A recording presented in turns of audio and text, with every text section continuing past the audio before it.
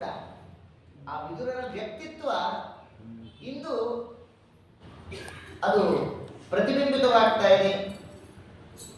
ಅಚ್ಚಳಿಯದೆ ನಮ್ಮ ಮನಸ್ಸಿನಲ್ಲಿ ಅದು ಉಳಿದಿದೆ ಅಂದ್ರೆ ಅದಕ್ಕೆ ಕಾರಣವೇ ಅವರ ಪ್ರಬುದ್ಧವಾಗಿರ್ತಕ್ಕಂಥ ವ್ಯಕ್ತಿತ್ವ ಅಂತ ತಿಳಿದಿದೆ. ನಾನು ಮೊದಲನೇ ದಿವಸದಿಂದ ಇದನ್ನು ಹೇಳ್ತಾ ಬರ್ತಾ ಇದ್ದೇನೆ. ಏನಂದ್ರೆ ನಮ್ಮ ವ್ಯಕ್ತಿತ್ವ ಹೇಗಿರಬೇಕು ಅಂದ್ರೆ, ನಾವಿದ್ದಾಗ ಅಷ್ಟೇ ಅಲ್ಲ, ನಾವು ಹೋದ ಮೇಲೂ ಜನ ನಮ್ಮನ್ನ ಒಳ್ಳೆ ರೀತಿಯಿಂದ ನೋಡ್ತಾರೆ. ಎರಡು ರೀತಿ ಇದೆ ಮತ್ತೆ ನಾವು ಗುರುತಿಸಿಕೊಳ್ಳೋದು ಎರಡು ವಿಧವಾಗಿ. ಒಳ್ಳೆ ರೀತಿಯಿಂದ ಗುರುತಿಸಿಕೊಳ್ಳೋದು ಬಹಳ ಕಷ್ಟ. ಆದ್ರಿಂದ ದುರ್ಯೋಧನನು ಕೂಡ ಗುರುತಿಸಿಕೊಂಡಿದ್ದಾನೆ. ಹೇಗೆ? ತನ್ನ ಕೆಟ್ಟ ದುರ್ನೀತಿ ಎಂಬ ಆ ದುರ್ನಡತೆಯ ವ್ಯಕ್ತಿತ್ವದಿಂದ. ಹಾಗಾಗಬಾರದು. ವಿದುರರು, ಪಾಂಡವರು ತಮ್ಮ ಒಳ್ಳೆಯ ನಡತೆ ಎಂಬಂತಹ ಈ ವ್ಯಕ್ತಿತ್ವದಿಂದ ಗುರುತಿಸಿಕೊಂಡಿದ್ದಾರೆ. ವಿದುರರು ಮುಂದೆ ಧೃತರಾಷ್ಟ್ರರಿಗೆ ಒಂದು ನೀತಿ ಕಥೆಯನ್ನು ಹೇಳ್ತಾರೆ. ಹಿಂದೆ ಆತ್ರೇಯ ಅನ್ನುವಂತಹ ಒಬ್ಬ ಋಷಿಗಳಿದ್ರು. ಅವರು ಇಚ್ಛಾರೂಪಧಾರಿಗಳು. ಆತ್ರೇಯ ಸರ್ ಅಂತಾರ ಆ ಗೋತ್ರದವರು. ಆತ್ರೇಯ ಅನ್ನತಕ್ಕಂತಹ ಋಷಿ ಇಚ್ಛಾರೂಪ ಧಾರಣ ಶಕ್ತಿ ಇತ್ತವರಿಗೆ. ಅವರು ಹಂಸ ರೂಪವನ್ನ ಧಾರಣೆ ಮಾಡಿಕೊಂಡು ಎಲ್ಲ ಕಡೆ ಸಂಚಾರ ಮಾಡ್ಕೊಂಡು ಬರ್ತಾ ಇರುವಾಗ ಸಾಧ್ಯರು ಅನ್ನುವಂತಹ ದೇವತೆಗಳು ಈ ಋಷಿಗಳನ್ನ ನೋಡಿ ಗೊತ್ತಾಯ್ತು ಅವರಿಗೆ, ದೇವತೆಗಳಿಗೆ ಇವರು ಆತ್ರೇಯ ಋಷಿ ವೇಷಧಾರಿಯಾಗಿದ್ದಾರೆ ಅಂತ ಉಪದೇಶ ಮಾಡ್ರಿ ಅಂತ ಕೇಳ್ತಾ ಇದ್ದಾರೆ. ಸಾಧ್ಯರು ಅನ್ನುವಂಥ ದೇವತಾ ವರ್ಗದವರು ಈ ಆತ್ರೇಯ ಋಷಿಗಳನ್ನ ಪ್ರಾರ್ಥನೆ ಮಾಡುತ್ತಾ ಇದ್ದಾರೆ. ಆಗ ಹಂಸರೂಪದಲ್ಲಿದ್ದಂತಹ ಆತ್ರೇಯರು ಹೇಳ್ತಾರೆ, ನೀವೆಲ್ಲ ದೇವತೆಗಳು, ನನ್ನಿಂದ ಏನು ಉಪದೇಶ ಪಡ್ಕೊಳ್ತೀರಿ ಅಂತ. ನೋಡಿ, ದೇವತೆಗಳ ಋಷಿಗಳಿಂದ ಉಪದೇಶ ಪಡಿತಕ್ಕಂತಹ ವ್ಯವಸ್ಥೆ ಇತ್ತು. ಇಲ್ಲ, ನೀವು ಉಪದೇಶ ಮಾಡಬೇಕು ಅಂತ ಹೇಳಿದಾಗ ಆತ್ರೇಯರು ಹೇಳ್ತಾರೆ, ನೋಡಿ, ದುಃಖ ಬಂದಾಗ ವಿಚಲಿತನಾಗಬಾರದು. ದುಃಖ ಬಂದಾಗ ಆ ದುಃಖಗಳಿಂದ ವಿಚಲಿತನಾಗದೆ ಇಂದ್ರಿಯಗಳನ್ನ ಜಯಿಸಿಕೊಂಡು ಭಗವಂತನನ್ನ ಅಚಲವಾಗಿ ನಂಬುತ್ತಾ ಸ್ವಧರ್ಮವನ್ನ ಎಂದೂ ಬಿಡದೆ ಆ ಪರಮಾತ್ಮನ ಅಡಿದಾವರೆಗಳಿಗೆ ನಮ್ಮನ್ನು ನಾವು ಸಮರ್ಪಿಸಿಕೊಳ್ಬೇಕು. ನಮ್ಮ ಎಲ್ಲ ಕರ್ಮಗಳನ್ನು ಸಮರ್ಪಿಸಿಕೊಂಡಾಗ ಅವನು ಮುಕ್ತನಾಗ್ತಾನೆ ಅಂತ ಹೇಳಿ ಈ ಕಥೆಯನ್ನು ಹೇಳ್ತಾರೆ. ದೇವತೆಗಳೇ ಆತ್ರೇಯ ಋಷಿಗಳಿಂದ ಉದ್ಧಾರ ಆಗಿರ್ತಕ್ಕಂಥ ಮಾರ್ಗ. ಹೀಗಿರುವಾಗ ಧೃತರಾಷ್ಟ್ರರಿಗೆ ವಿದುರರು ಹೇಳ್ತಾ ಇದ್ದಾರೆ, ನೋಡಪ್ಪ, ನೀನು ಕೂಡ ಅದೇ ರೀತಿಯಲ್ಲಿ ಮಕ್ಕಳಿಂದ ಗತಿ ಅಂತ ಅಂದುಕೊಂಡಿದ್ದೀಯಾ. ಮಕ್ಕಳಿಂದ ಗತಿ ಆಗೋದಿಲ್ಲಪ್ಪ. ಒಳ್ಳೆ ಮಕ್ಕಳಿಂದ ಗತಿ ಆಗುತ್ತೆ, ಕೆಟ್ಟ ಮಕ್ಕಳಿಂದ ಗತಿ ಆಗಲ್ಲ ಅಂತ ಅರ್ಥ. ಇದನ್ನು ಸರಿಯಾಗಿ ಅರ್ಥೈಸಿಕೊಡ್ಬೇಕು. ಪುರಂದರದಾಸರು ಇದೆಲ್ಲವನ್ನು ಸಂಗ್ರಹ ಮಾಡಿ ಕೊಡ್ತಾರೆ ನಮಗೆ. ಯಾಕೆ ಅಂದ್ರೆ, ಮಕ್ಕಳಿಲ್ಲದೆ ಇರೋರಿಗೆ ಒಂದೇ ಚಿಂತೆ. ಏನ್ ಚಿಂತೆ? ಮಕ್ಕಳಿಲ್ಲ ಅಂತ ಇಷ್ಟೇ ಚಿಂತೆ. ಆದ್ರಿಂದ ಮಕ್ಕಳಿದ್ರೆ, ಕೆಟ್ಟ ಮಕ್ಕಳಿದ್ರೆ ನಾನಾ ಚಿಂತೆ. ಅದಕ್ಕೋಸ್ಕರ ಮಗನಿಂದ ಗತಿಯುಂಟೆ ಅಂತ ಒಂದು ಮಾತಿದೆ. ಅದನ್ನ ಬಹಳ ಸುಂದರವಾಗಿ ದಾಸರಾಯರು ತಿಳಿಸಿಕೊಡ್ತಾರೆ. ಮಗನಿಂದ ಗತಿಯುಂಟೆ ಧರೆಯೊಳಗೆ ಅಂತ. ನಾವೆಲ್ಲ ಅನ್ಕೋತೀವಿ ಮಗನಿಂದ ಗತಿ ಆಗಬೇಕಲ್ಲ ನಮಗೆ ಅಂತ. ಜಗದೊಳಗೆ ಮಗನಿಂದ ಗತಿ ಉಂಟೆ ಅಂತ ಹೇಳ್ತಾ ಇಲ್ಲಿ ಆ ವಿದುರರು ಧೃತರಾಷ್ಟ್ರವನ್ನು ಎಚ್ಚರಿಸ್ತಾ ಇದ್ದಾರೆ.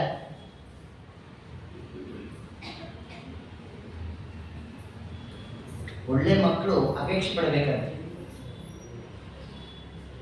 ಒಳ್ಳೆ ಮಕ್ಕಳು ಪಡಿಬೇಕು ಅಂದ್ರೂ ಕೂಡ ಬಹಳ ಪುಣ್ಯ ವಿಶೇಷ ಬೇಕು. ಆದ್ರಿಂದ ನೋಡಪ್ಪ ಧೃತರಾಷ್ಟ್ರ, ಈಗ ನೀನು ದುರ್ಯೋಧನಾದಿಗಳಂತಹ ಕೆಟ್ಟ ಮಕ್ಕಳನ್ನ ಪಡೆದಿದ್ದೆ, ಆದರೂ ಅವ್ರ ಮೇಲೆ ಮಮಕಾರ ಹೋಗ್ತಾ ಇಲ್ಲ ನಿನಗೆ. ಸ್ವಲ್ಪ ಆ ವ್ಯಾಮೋಹವನ್ನ ಬಿಡು. ವ್ಯಾಮೋಹವನ್ನ ಬಿಟ್ಟು ಇನ್ನಾದರೂ ಉದ್ಧಾರ ಆಗುವಂತಹ ಮಾರ್ಗವನ್ನ ಹಿಡಿ ಅಂತ ಹೇಳ್ತಾ ಎಚ್ಚರಿಸ್ತಾ ಇದ್ದಾರೆ ವಿದುರರು ಧೃತರಾಷ್ಟ್ರರನ್ನ. ಅದೊಂದು ಮಾತು ಬರುತ್ತೆ, ಏನು ಅಂದ್ರೆ, ಎಷ್ಟೋ ಬಾರಿ ನೋಡಿ, ಏಷ್ಟವ್ಯಾಹ ಬಹವ ಪುತ್ರಾಹ ಯದ್ಯೇಕೋಪಿ ಗಯಾಂ ವ್ರಜೇತ್, ನೇಷ್ಟವ್ಯಾಹ ಬಹವ ಪುತ್ರಾಹ ಯದ್ಯೇಕೋಪಿ ಸುರಾಂ ಪಿಬೇತ್ ಅಂತ ಒಂದು ಮಾತಿದೆ. ಬಹಳ ಮಕ್ಕಳನ್ನ ಅಪೇಕ್ಷೆ ಪಡಬೇಕಂತ. ಯಾಕೆ ಅಪೇಕ್ಷೆ ಪಡಬೇಕು ಅಂತ, ಅನೇಕ ಮಕ್ಕಳು ಹುಟ್ಟಿದಾಗ ಅದರಲ್ಲಿ ಯಾರಾದ್ರೂ ಒಬ್ಬನಾದ್ರೂ ಒಳ್ಳೆ ಮಗ ಅಂತ ಹುಟ್ಟಿದ್ರೆ ತಂದೆ ತಾಯಿಗಳು ತಾವು ಕಾಲವಾದ ಮೇಲೆ ಅವರ ಔರ್ಧ್ವದೇಹಿಕ ಕ್ರಿಯೆಯನ್ನ ಮಾಡಿ ಗಯಾ ಶ್ರಾದ್ದವನ್ನ ಮಾಡಿ ಅವ್ರಿಗೊಂದು ಸದ್ಗತಿ ಹೊಂದಿಸ್ತಾರೆ. ಹಾಗಾಗಿ ಬಹಳ ಮಕ್ಕಳನ್ನ ಅಪೇಕ್ಷೆ ಪಡಬೇಕಂತ. ಅದರಲ್ಲಿ ಒಬ್ಬನಾದ್ರೂ ಒಳ್ಳೆಯ ಮಗ ಹುಟ್ಟಾನೆ ಅಂತ ತಂದೆ ತಾಯಿಗಳು ಕಾಲವಾದ ಮೇಲೆ ಶ್ರಾದ್ದ. ಈಗ ಫಿಲ್ ಅಪ್ ದ ಬ್ಲಾಂಕ್ಸ್, ಆಯ್ತಾ? ಎಂಥ ಸ್ಥಿತಿ ಬಂದು ಹೋಗಿರುತ್ತೆ ನೋಡಿ. ಪುತ್ರತ್ವ ಸಿದ್ಧಿಯಾಗುವುದು ಮಗ ಅಂತ ಅನಿಸಿಕೊಳ್ಳೋದಕ್ಕೆ 3 ಕಾರಣ ಹೇಳ್ತಾರೆ. ಜೀವಿತೋ ವಾಕ್ಯ ಕಾರಣಾತ್, ತಂದೆ ತಾಯಿಗಳಿದ್ದಾಗ ಅವರ ಮಾತನ್ನ ಕೇಳಿ ಅದನ್ನ ನಡೆಸಿಕೊಡುವಂಥವರಾಗಬೇಕಂತ. ಇದು ಮೊದಲನೇ ಕರ್ತವ್ಯ ಮಕ್ಕಳದ್ದು. ಎರಡನೇದ್ದು, ಅವ್ರ ಕಾಲವಾದ ಮೇಲೆ ಅವರ ಔರ್ಧ್ವದೇಹಿಕ ಕ್ರಿಯೆಯನ್ನ ದಶಗಾತ್ರಾದಿಗಳನ್ನ ಮಾಡತಕ್ಕಂಥವರಾಗಬೇಕು. ಮೂರನೇದ್ದು, ಗಯೆಯಲ್ಲಿ ಒಮ್ಮೆಯಾದ್ರೂ ಹೋಗಿ ಶ್ರಾದ್ದವನ್ನ ಮಾಡಿಕೊಂಡು ಬರ್ಬೇಕಂತ. ಆಗ ಅವರಿಗೆ ಪುತ್ರತ್ವ ಸಿದ್ಧಿ ಆಗುತ್ತಂತ. ಏನನ್ನೋಣ, ತಂದೆ ತಾಯಿಗಳ ಇವತ್ತಿನ ಪರಿಸ್ಥಿತಿ ಪಾಪ ಹೇಳುತ್ತಿರುವುದು. ಒಳ್ಳೆ ಮಕ್ಕಳು ಪಡೆದಿದ್ರೆ ಸುಯೋಗ, ಆದ್ರೆ ಮಾತ್ರ ಬಹಳ ಘೋರ ಇದೆ ಪರಿಸ್ಥಿತಿ. ಈ 3ರಲ್ಲಿ ಒಂದು ಕ್ವಾಲಿಫೈ ಆದ್ರೆ ಸಾಕು, ನಾವೇ ಪುಣ್ಯವಂತರು ಅನ್ಕೋಬೇಕಷ್ಟೇ. ಅಂತಹ ದುಸ್ಥಿತಿ ಬಂದು ಹೋಗಿದೆ. ಅದೇ ರೀತಿಯಲ್ಲಿ ದುರ್ಯೋಧನನ ವಿಚಾರದಲ್ಲಿ ಹೇಳ್ತಾರೆ ವಿದುರರು. ನೋಡಿ, ಈ ಮಹಾಭಾರತದ ಯಾವುದೇ ವಿಚಾರಗಳು ನಮ್ಮ ಜೀವನದಿಂದ ಹೊರತಾದದ್ದಲ್ಲ, ಮೊದಲು ಅರ್ಥ ಮಾಡ್ಕೋಬೇಕು ನಾವು ಅದನ್ನ. ಇಲ್ಲಿ ಏನೇ ವಿಚಾರಗಳು ಹೇಳಿದ್ರು ನಮ್ಮ ಜೀವನಕ್ಕೆ ಸಂಬಂಧಿಯಾದದ್ದು ಅನ್ನೋದು ತಿಳ್ಕೋಬೇಕು. ಇದೆಲ್ಲ ಕೇವಲ ಕಾಲ್ಪನಿಕವಾಗಿ ಕಥಾತ್ಮಕವಾಗಿ ಹೇಳಿರೋದು ಅನ್ನೋದನ್ನು ಭಾವಿಸಬೇಡಿ. ಆ ಕಥೆಯಲ್ಲಿರುವಂತಹ ಆಂತರ್ಯದ ತಿರುಳನ್ನು ತಿಳಿಯುವ ಪ್ರಯತ್ನ ಮಾಡಿ ಅಂತ ಅರ್ಥ. ರಾಮಾಯಣ ಮಹಾಭಾರತ ಇದನ್ನೇ ತಿಳಿಸಿಕೊಡ್ತಾ ಇದೆ. ಏನ್ ಹೇಳ್ತಾ ಇದೆ? ರಾಮಾಯಣ ಯಾವುದನ್ನ ಮಾಡಬೇಕು ಅಂತ ಹೇಳ್ತಾ ಇದೆ, ಮಹಾಭಾರತ ಯಾವುದನ್ನ ಮಾಡಬಾರದು ಅಂತ ಹೇಳಿದ್ದ. ಇನ್ನೊಂದ್ಸರಿ ಹೇಳ, ರಾಮಾಯಣ ಯಾವುದನ್ನ ಮಾಡಬೇಕು ಅಂತ ತಿಳಿಸಿಕೊಡುತ್ತೆ, ಮಹಾಭಾರತ ಯಾವುದನ್ನು ಮಾಡಬಾರದು ಅಂತ ತಿಳಿಸಿಕೊಡುತ್ತೆ. ಇದನ್ನು ಮುಖ್ಯವಾಗಿ ನಾವು ತಿಳಿಬೇಕಾಗಿರೋದು. ನಮ್ದು ವ್ಯತ್ಯಸ್ತ ಜೀವನ. ಏನು ಯಾವುದನ್ನು ಮಾಡಬಾರದು ಅಂತ ಹೇಳಿದ್ದಾರೋ ಅದನ್ನೇ ಮಾಡುವ ಪ್ರಯತ್ನ, ಯಾವುದು ಮಾಡಬೇಕು ಅಂತ ಹೇಳಿದ್ದಾರೋ ಅದನ್ನೇ ಬಿಡುವ ಪ್ರಯತ್ನ. ಆದ್ದರಿಂದ ಎಚ್ಚರಿಸ್ತಾ ಇದ್ದಾರೆ ದಾಸರಾಯರು ನಮ್ಮನ್ನ ಅನೇಕ ರೀತಿಯಲ್ಲಿ ಅಂತ ಇಲ್ಲಿ ಹೇಳ್ತಾ, ಮಗನಿಂದ ಗತಿಯುಂಟೆ ಜಗದೊಳಗೆ ಅಂತ ಇದನ್ನೇ ದಾಸರಾಯರು ಹೇಳಿರ್ತಕ್ಕಂಥದ್ದು. ಆ ವಿಚಾರದಲ್ಲಿ ಇಲ್ಲಿ ವಿದುರರು ಧೃತರಾಷ್ಟ್ರನ ಕುರಿತು ಹೇಳ್ತಾ ಇದ್ದಾರೆ. ಭಗವಂತ ಎಲ್ಲರಿಗೂ ಇಂದ್ರಿಯಾದಿಗಳನ್ನ ಕೊಟ್ಟಿದ್ದಾನೆ, ಆದರೆ ಆ ವಕ್ತೃತ್ವ ಇದೆಯಲ್ಲ, ವಾಗೀಂದ್ರಿಯ ಬೇರೆ ವಕ್ತೃತ್ವ ಬೇರೆ. ಎಲ್ರಿಗೂ ವಾಗೀಂದ್ರಿಯ ಮಾತನಾಡುವ ಶಕ್ತಿ ಕೊಟ್ಟಿದ್ರು, ಮಾತನಾಡುವ ಕಲೆಗಾರಿಕೆ ಎಲ್ರಿಗೂ ಬರಲ್ಲ. ಅರ್ಥ ಆಯ್ತಾ ಡಿಫರೆನ್ಸು? ಶುಷ್ಕವಾಗಿ ಕೇವಲ ಮಾತಾಡೋದು ಬೇರೆ, ಎಲ್ಲರೂ ಮನಮುಟ್ಟುವಂತೆ ವಿಚಾರಧಾರೆಯನ್ನ ಪ್ರಸ್ತುತಪಡಿಸೋದು ಬೇರೆ. ಹೌದಾ? ಎರಡಕ್ಕೂ ಡಿಫರೆನ್ಸ್ ಇದೆ ತಾನೆ. You can, it is not so easy to become a good orator. Yes sir ಅಲ್ವಾ? ಒಳ್ಳೆ ಜ್ಞಾನ ಇರುತ್ತೆ, ಆಯ್ತಾ, very knowledgeable, but he might not be a good orator. ಗೊತ್ತಾಯ್ತಾ? Yes sir. ಪ್ರಾಯ ಹಿರಿಯರಿಗೆ ನಾನು ಹೇಳುವಂತಹ ಮಾತುಗಳು ಗೊತ್ತಾಗತ್ತೆ. ತುಂಬಾ ಬುದ್ಧಿವಂತರಾಗಿರ್ತಾರೆ, ಆಯ್ತಾ, ಅತ್ಯಂತ ಬುದ್ಧಿಶಾಲಿಗಳಾಗಿರ್ತಾರೆ. ಮಾತಾಡೋದ್ರೆ ಎರಡು ಶಬ್ದ ಹೊರಡಲ್ಲ ಬಾಯಿಂದ. ಸೊ ಆ ವಕ್ತೃತ್ವ ಅನ್ನತಕ್ಕಂಥದ್ದು ವರ. ವಾಗೀಂದ್ರಿಯ ಎಲ್ರಿಗೂ ಕೊಟ್ಟಿದ್ದಾನೆ ಭಗವಂತ, ವಕ್ತೃತ್ವ ಎಲ್ರಿಗೂ ಕೊಟ್ಟಿಲ್ಲ. ಹೌದೌದು. ಹಾಗೆ ತಮಾಷೆ ನಾನು ಬೈಕೋಬೇಡ್ರಿ, ಇಲ್ಲಿ ವಿದುರರು ಹೇಳೋದನ್ನ ಅಪವಾದ ಮಾಡ್ತಾ ಇದ್ದೇನೆ ಅಷ್ಟೇ. ಯಾಕೆ ಅಂದ್ರೆ ಹೇಳೋದು ವಕ್ತೃತ್ವ ಹೇಗೆ ಅದೊಂದು ಕಲೆಯೋ, ಕೇಳೋದು ಒಂದು ಕಲೆ ಅಂತಾರೆ. ಪಾಪ ನೀವೆಲ್ಲ ಕೇಳ್ತಾ ಇದ್ದೀರಿ, ನಿಮ್ಮನ್ನು ಬಿಟ್ಟು ನಾನು ಹೇಳ್ತಾ ಇರೋದು. ಏನದು ಕೇಳೋದು ಒಂದು ಕಲೆ. ಯಾವಾಗಲೂ ಇನ್ನೊಬ್ರು ಏನಾದ್ರೂ ಹೇಳ್ತಾ ಇದ್ರೆ ಅದನ್ನ ಫಸ್ಟು ಕೇಳುವ ತಾಳ್ಮೆ ನಮ್ಗಿರ್ಬೇಕು. Speaker should always be a good listener first. ಹೌದಾ? ಇದನ್ನ ನಮ್ಮ ಪ್ರಾಚೀನರೆಲ್ಲ ಇದನ್ನ ನಮ್ಗೆ ಹೇಳ್ತಾರೆ. ನೀನು ಮೊದಲು ಒಳ್ಳೆಯ ವಾಗ್ಮಿ ಆಗಬೇಕು ಅಂದ್ರೆ ಬಿಕಮ್ ಅ ಗುಡ್ ಲಿಸನರ್ ಅಂತ. ಮೊದಲು ಕೇಳೋದನ್ನ ಅಭ್ಯಾಸ ಮಾಡ್ಕೊಳ್ಬೇಕು. ಕೇಳ್ತಾ ಕೇಳ್ತಾ ಕೇಳ್ತಾ ಕೇಳಿದ್ದನ್ನ ಹೇಳುವ ಪ್ರಯತ್ನ ನಂತರದಲ್ಲಿ. ಹಾಗೆ ಇಲ್ಲೂ ಕೂಡ ಇದೇ ರೀತಿಯಾಗಿ ಧೃತರಾಷ್ಟ್ರ ಮಹಾರಾಜನಿಗೆ ವಿದುರರು ಹೇಳ್ತಾ ಇದ್ದಾರೆ, ನೋಡಪ್ಪ, ಭಗವಂತ ವಾಗೀಂದ್ರಿಯವನ್ನ ಎಲ್ರಿಗೂ ಕೊಟ್ಟಿದ್ರು ಕೂಡ ವಕ್ತೃತ್ವ ಎಲ್ರಿಗೂ ಕೊಟ್ಟಿಲ್ಲ. ಆ ವಾಗರ್ಥಗಳನ್ನ ತಿಳಿದುಕೊಂಡು ಅದನ್ನ ಉಪಯೋಗ ಮಾಡಿಕೊಡ್ತಕ್ಕಂತಹ ಮನುಷ್ಯ ಏನಿದ್ದಾನೆ ಅವನು ಅದನ್ನು ಸಾರ್ಥಕಪಡಿಸಿಕೊಡ್ತಾನೆ. ಆಯ್ತಾ? ಕೆಲವರು ನೋಡಿ ವಚನ ಸುಮ್ಮನೆ ನಾಲಿಗೆ ಇದೆ ಅಂತ ಹೇಳಿ ವಚನ ಕೊಟ್ಟು ಬಿಡ್ತಾರೆ. ಹೌದಾ? ಅಯ್ಯೋ ಕೊಟ್ಟು ಬಿಟ್ಟಿದ್ದೀನಿ ನಾನು ಮಾತು ಅಂತ ಹೇಳಿ ಸಿಕ್ಕಿ ಬಿಡ್ತಾರೆ. ನೋಡಿ, ವಾಗೀಂದ್ರಿಯ ಇದೆ, ಅದು ಹೇಗೆ ಬಳಸ್ಕೊಳ್ಬೇಕು ಅಂತ ಗೊತ್ತಿಲ್ಲ. ಅದಕ್ಕೆ ದಾಸರಂದಿದ್ದು ಆಚಾರವಿಲ್ಲದ ನಾಲಿಗೆ ನಿನ್ನ ನೀಚ ಬುದ್ಧಿಯ ಬಿಡು ನಾಲಿಗೆ ಅಂತ. ಇದರ ಅಭಿಪ್ರಾಯ ಅದೇ. ಅಂದ್ರೆ ವಾಗೀಂದ್ರಿಯ ದೇವರು ಕೊಟ್ಟಿದ್ದನ್ನು ಹೇಗೆ ಬಳಸಿಕೊಡಬೇಕು ಅನ್ನುವಂಥ ಚಾಕಚಕ್ಯ ಅವರಲ್ಲಿಲ್ಲ ಅಂತ. ಕೆಲವರು ನೋಡಿ ಸುಮ್ಮನೆ ಹರಕೆ ಹೊತ್ಕೊಂಡ್ಬಿಡ್ತಾರೆ ದೇವರಲ್ಲಿ. ಹರಕೆ ಹೊತ್ಕೊಳ್ಬೇಕು, ಬೇಡ ಅಂದಿಲ್ಲ, ಸರಿಯಾಗಿ ಹರಕೆ ಹೊತ್ಕೋಬೇಕು, ಹುಚ್ಚುಚ್ಚಾಗಿ ಹರಕೆ ಹೊತ್ಕೋಬಾರ್ದು. ಒಬ್ಳು ಯಾರೋ ಹೆಣ್ಣು ಮಗಳು ತನ್ನ ಮಗು 10ನೇ ಕ್ಲಾಸ್ ಪರೀಕ್ಷೆ ಬರೆದಿತ್ತಪ್ಪ. ಆಯ್ತಾ? ಪರೀಕ್ಷಾ ಸಮಯ. ಆವಾಗ ಪರೀಕ್ಷೆ ಬರೆಯೋ ಕಾಲದಲ್ಲಿ ಆ ಹೆಣ್ಮಗಳು ಹರಕೆ ಹೊತ್ಕೊಂಡ್ರು. ಏನಂತ? ನನ್ನ ಮಗ SSLC ನಲ್ಲಿ ಡಿಸ್ಟಿಂಕ್ಷನ್ ಪಾಸ್ ಆದ್ರೆ ನಮ್ಮನೆಯವ್ರನ್ನ ತಿರುಪತಿ ನಿನ್ನ ಸನ್ನಿಧಾನಕ್ಕೆ ಕರ್ಕೊಂಡ್ಬಂದು ಬೆಟ್ಟ ಹತ್ತಿ ಅವ್ರ ತಲೆ ಕೂದಲು ಕೊಡ್ತೀನಿ. ಏನು ವಿಚಿತ್ರ ಇದು! ಪರೀಕ್ಷೆ ಬರೀತಾ ಇರೋದು ಮಗ, ಹರಕೆ ಹೊತ್ಕೊಂಡೋಳು ಇವರು, ಬೆಟ್ಟ ಹತ್ತಬೇಕಾಗಿರೋದು ಯಜಮಾನರು, ಕೂದಲು ಕೊಡಬೇಕಾಗಿರೋದು ಯಜಮಾನರು. ಹಿಂಗೆಲ್ಲ ಫಜಿತಿ ಆಗಬಾರ್ದು. ಅಲ್ಲೇ ಅವ್ರ ಪರೀಕ್ಷೆ ಬರೋದು ನನ್ನ ಕೂದಲು ಯಾಕೆ ಕೊಡಬೇಕು ಜೂನ್ ಹೊಡ್ಕೊತಾನೆ. ಹಾಗೆ ಹುಚ್ಚುಚ್ಚಾಗಿ ಹರಕೆ ಹೊತ್ಕೊಂಡಿರ್ತಾರೆ. ಆ ವಾಗೀಂದ್ರಿಯಗಳು ನಮ್ಮ ಹತೋಟಿಯಲ್ಲಿರಲ್ಲ. ಹರಕೆ ಹೊತ್ಕೊಳ್ಳಿ ಬೇಡ ಅಂದಿಲ್ಲ, ಆದ್ರೆ ಆ ಮಾತನ್ನ ಸರಿಯಾಗಿ ಬಳಸ್ಕೊಳ್ಬೇಕು ಅಂತ ಹೇಳಿ. ಆಯ್ತಾ? ಸುಮ್ಮನೆ ನಾವು ಆಣೆ ಇಡಬಾರ್ದಂತ.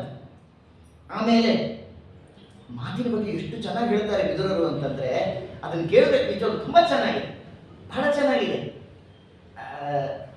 ಗೊತ್ತಿಲ್ಲ ಅಲ್ಲಿ ಎಷ್ಟು ಜನ ಪುಸ್ತಕವನ್ನು ಓದಿದ್ದೀರಿ ಅಂತ ಹೇಳಿ. ಇದರದ್ದೇ ಎಲ್ಲ ಕನ್ನಡೀಕರಣ, ಇದನ್ನೇ ತರ್ಜುಮೆ ಮಾಡಿರ್ತಕ್ಕಂಥದ್ದಲ್ಲೇ ಯಾವ ಇವತ್ತಿನ ಮ್ಲೇಚ್ಛ ಸಾಹಿತಿಗಳಿದ್ದಾರೆ ಅವರೆಲ್ಲರೂ ನಮ್ಮ ಸಾಹಿತ್ಯವನ್ನು ಓದಿ ಅವರು ತಮ್ಮ ಭಾಷೆಯಲ್ಲಿ ಅದನ್ನು ತರ್ಜುಮೆ ಮಾಡಿಕೊಂಡಿದ್ದಾರೆ ಅಷ್ಟೇ. ಎಲ್ಲ ನಮ್ಮದೇ ಸೊತ್ತು, ಎಲ್ಲ ಸರಕು ನಮ್ಮದೇ ಕದ್ದಾಡಿರೋದಷ್ಟೇ. ಒಂದು ಬಾಡಿ ಲ್ಯಾಂಗ್ವೇಜ್ ಅಂತ ಪುಸ್ತಕ ಇದೆ. ನಾನು ವೇದವ್ಯಾಸ ದೇವರ ಪೀಠದ ಮೇಲೆ ಕೂತು ಮ್ಲೇಚ್ಛ ಸಾಹಿತ್ಯದ ಬಗ್ಗೆ ಮಾತಾಡಬಾರ್ದು, ಆದರೆ ತಿಳಿಲಿ ಅಂತ ವಿಚಾರ ಹೇಳ್ತಾ ಇದ್ದೇನೆ ಅಷ್ಟೇ. ಏನದು ಬಾಡಿ ಲ್ಯಾಂಗ್ವೇಜ್ ಅಂತ ಒಂದು ಪುಸ್ತಕ ಇದೆ. ಸ್ಟೀವನ್ ಕೋವೆ ಅಂತ ಪ್ರಸಿದ್ಧ ಲೇಖಕ. ಐ ಡೋಂಟ್ ನೋ ನೀವು ಎಷ್ಟು ಜನ ಓದಿದ್ದೀರಿ ಆ ಪುಸ್ತಕಗಳನ್ನೆಲ್ಲ. ಓದ್ಬೇಕು ಸಾಹಿತ್ಯ, ಆಗ ಭಾಷಾ ಪ್ರೌಢಿಮೆ ವಿಚಾರಧಾರೆಗಳೆಲ್ಲ ಬೆಳೀತಾ ಹೋಗುತ್ತೆ. ಅದರಿಂದಾಗಿ ಅವನಂತಾನೆ ಎಲ್ಲ ನೀವು ನೋಡಿದ್ರೆ ಇಲ್ಲಿ ವಿದುರರು ಹೇಳಿರ್ತಕ್ಕಂಥ ಮಾತಿನ ವಿಚಾರಗಳನ್ನೇ ಹೇಳ್ತಾನೆ. ಆಯ್ತಾ? ಮಾತಿನ ಬಗ್ಗೆ ಎಷ್ಟು ನಿಗಾ ಇರಬೇಕು, ಎಷ್ಟು ಹಿಡಿತ ಇರಬೇಕು ನಮ್ಮ ಭಾಷೆಯ ಬಗ್ಗೆ, ಮತ್ತು ಶಬ್ದಗಳನ್ನಾಡುವಾಗ ಎಷ್ಟು ನಾವು ಜಾಗರೂಕರಾಗಿರಬೇಕು, ಎಲ್ಲ ಮಾತುಗಳನ್ನು ಇಲ್ಲಿ ವಿದುರರು ಹೇಳ್ತಾರೆ. ತುಂಬಾ ಚೆನ್ನಾಗಿದೆ ಆ ಮಾತುಗಳು. ಆಣೆ ಇಡಬಾರದು ಸುಮ್ಮನೆ. ಅಂದ್ರೆ ವಚನ ಕೊಟ್ಟ ಮೇಲೆ ವಚನ ಭ್ರಷ್ಟರಾಗಬಾರದು. ಹಾಗಾದ್ರೆ ವಚನ ಭ್ರಷ್ಟರಾಗಬಾರದು ಅಂದ್ರೆ ವಚನ ಕೊಡೋದಕ್ಕಿಂತ ಮುಂಚೆನೆ ವಿಚಾರ ಮಾಡಬೇಕು ಅನ್ನೋದಾಯ್ತು. ಆಮೇಲೆ ಪರುಷ ವಚನವನ್ನ ಆಡಬಾರದು.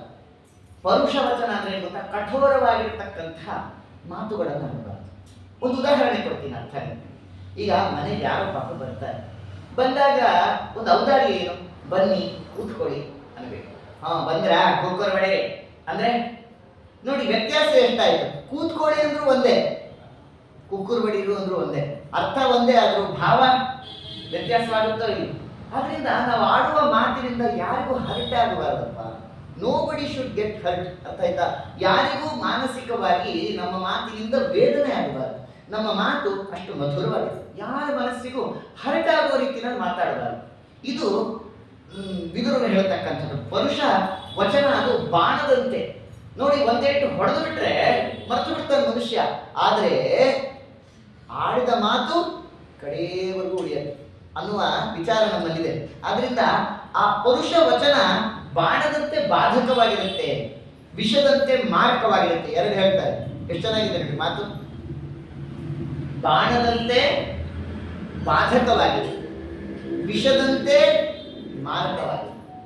ಆ ಮಾತು ಇವನಿಗೆ ಎಷ್ಟು ಮಾನಸಿಕವಾಗಿ ಚುಚ್ಚಿ ಚುಚ್ಚಿ ಚುಚ್ಚಿ ಚುಚ್ಚಿ ಕಡೆಗೆ ಏನಾಗುತ್ತೆ, ಇವನನ್ನು ಕೊಲ್ಲುವಷ್ಟು ಮಾರಕವಾಗುತ್ತೆ, ಅಷ್ಟು ಬಾಧಕವಾಗುತ್ತೆ. ಆಮೇಲೆ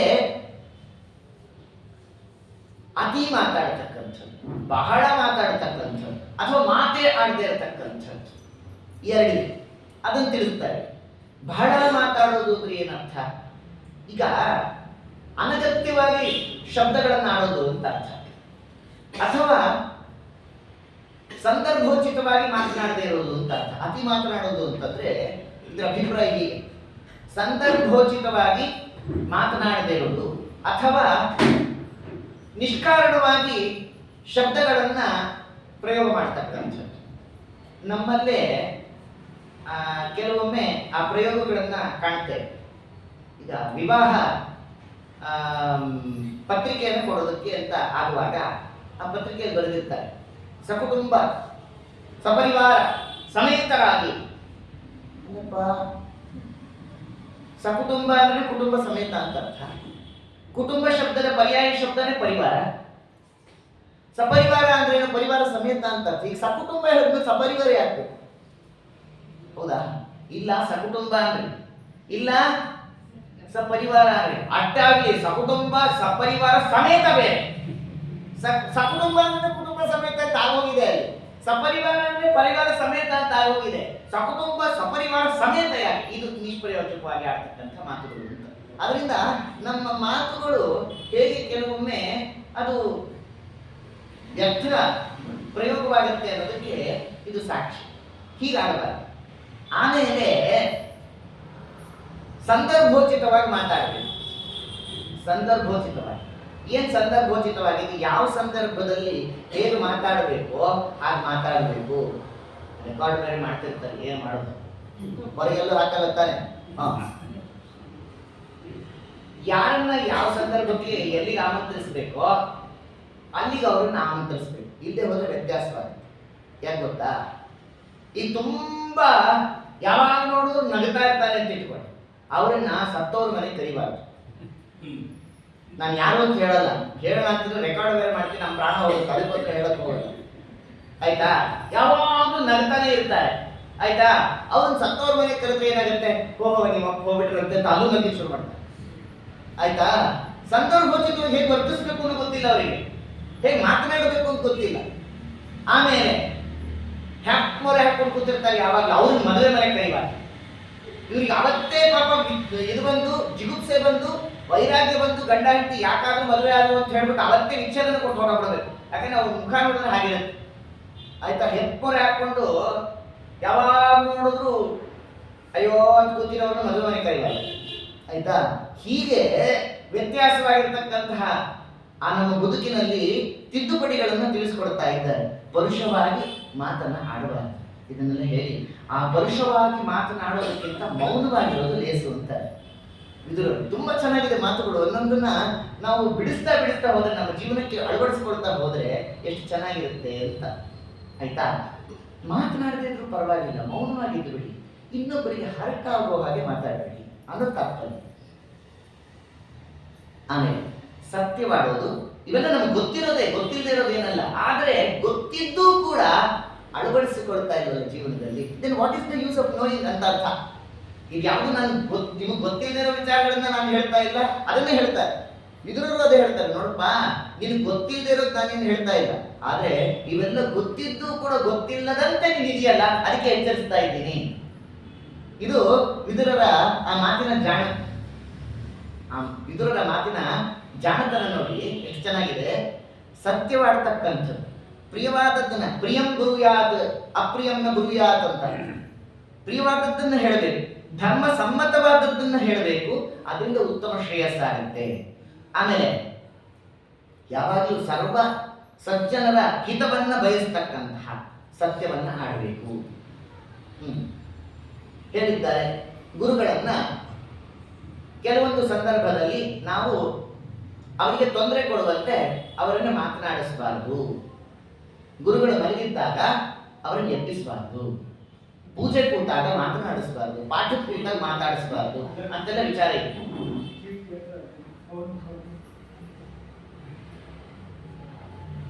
ಹೌದು, ಇಲ್ಲಿ ಪ್ರಿಯ ಸತ್ಯ ಅಂದ್ರೇನು?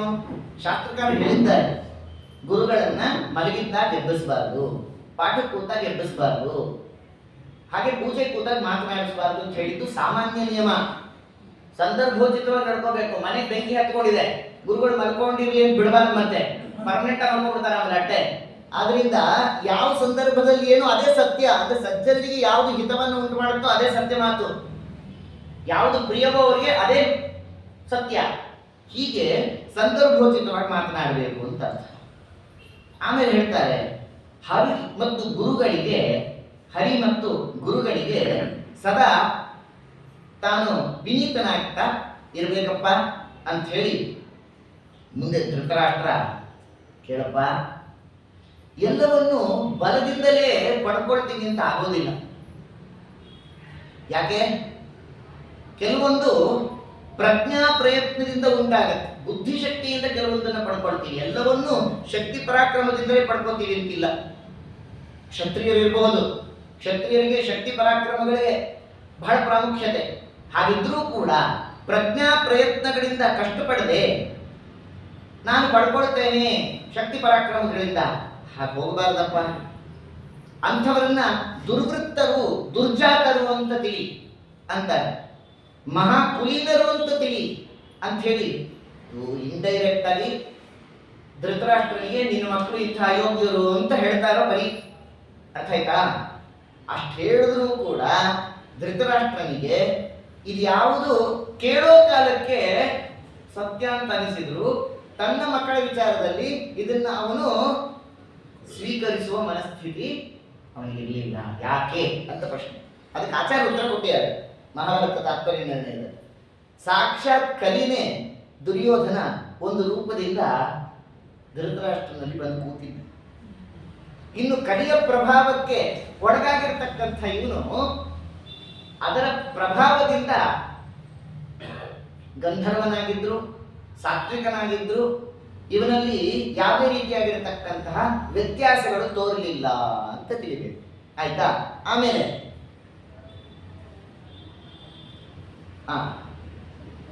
ಮನೆಗೆ ಬಂದು ಯಾರಾದ್ರು ನಮ್ಮ ಔದಾರ್ಯಾದಿ ಗುಣಗಳು, ನಮ್ಮ ನಡವಳಿಕೆ ಹೇಗಿರಬೇಕು ಅನ್ನೋದನ್ನ ಬಹಳ ಚೆನ್ನಾಗಿ ಹೇಳ್ತಾರೆ.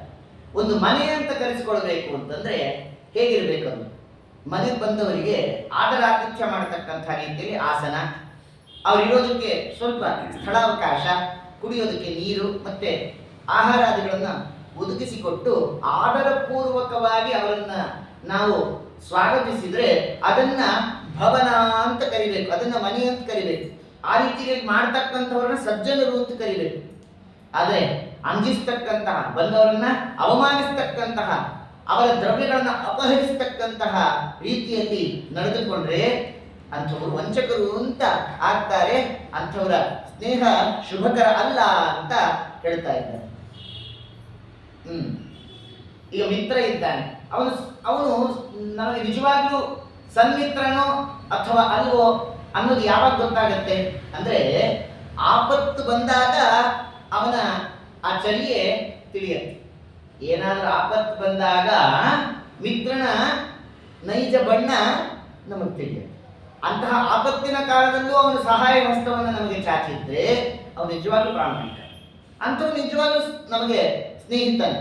ಆದರೆ ಕೇವಲ ಆಪತ್ತಿನಲ್ಲಿ ಶೋಕಿಸ್ತಾ ಯಾವುದೇ ರೀತಿಯಲ್ಲಿ ನಮಗೆ ಸಹಾಯ ಹಸ್ತವನ್ನು ಚಾಚದೆ ಇರ್ತಕ್ಕಂಥವನು, ಕೇವಲ ಬಣ್ಣದ ಮಾತುಗಳನ್ನು ಆಡ್ತಕ್ಕಂಥವ್ರು ಪ್ರಯೋಜನಕ್ಕೆ ಬರೋದಿಲ್ಲ ಅಂತ ಇಷ್ಟು ಹೇಳಿ ಆಮೇಲೆ ಮುಂದೆ ನೋಡಪ್ಪ, ಪಾಂಡವರು ಕೌರವರು ಅವರೇನು ನಿಮ್ಗೆ ದೂರರಲ್ಲ, ಅವರೆಲ್ಲ ಜ್ಞಾತಿಗಳೇ. ಹೀಗಿರುವಾಗ ಆ ಜ್ಞಾತಿಗಳು ಅಂದ್ರೆ ದಾಯಾದಿ ಮಾತ್ಸರ್ಯ ಅನ್ನೋದು ಹೇಗಿರುತ್ತೆ ಅನ್ನೋದನ್ನ ತಿಳಿಸಿಕೊಡ್ತಾ ತುಂಬಾ ಚೆನ್ನಾಗಿ ಹೇಳ್ತಾರೆ. ವಿದುರರ ಮಾತು ಎಷ್ಟು ಮಾರ್ಮಿಕವಾಗಿದೆ ಅನ್ನೋದನ್ನ ಇದು ಒಂದರಿಂದ ಅರ್ಥ ಮಾಡ್ಕೊಳ್ಳಿ. ನಿನ್ಗೊಂದು ವಿಚಾರ ಹೇಳ್ತೀನಪ್ಪ, ಕೇಳು.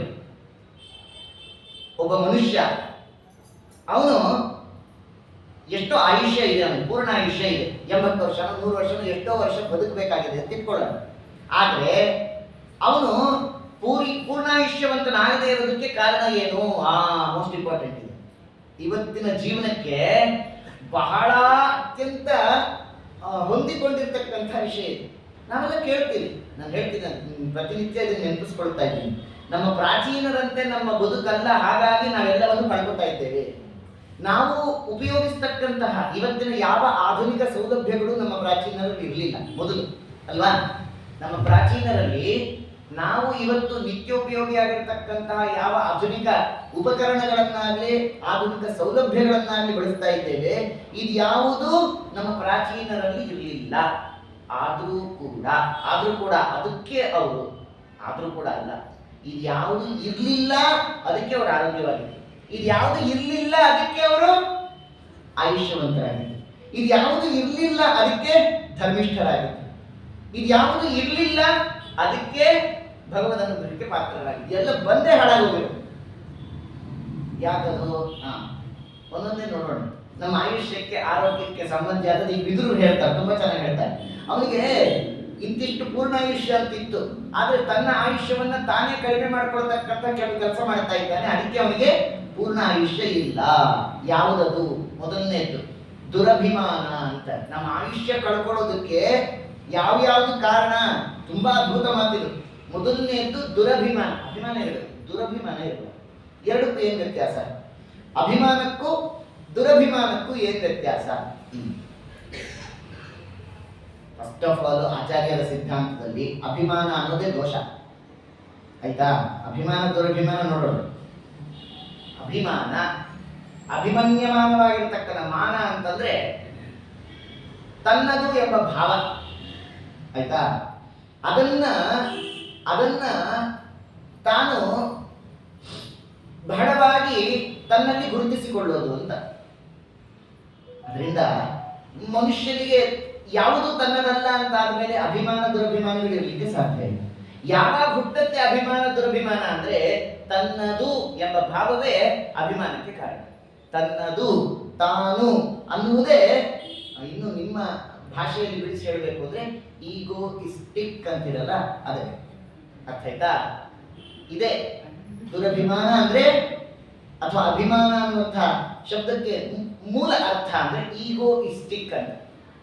ರವೀಂದ್ರನಾಥ ಟ್ಯಾಗೋರ್ ತುಂಬಾ ಚೆನ್ನಾಗಿ ಬರೀತಾರೆ. ಏನ್ ಹೇಳ್ತಾರೆ ಗೊತ್ತಾ?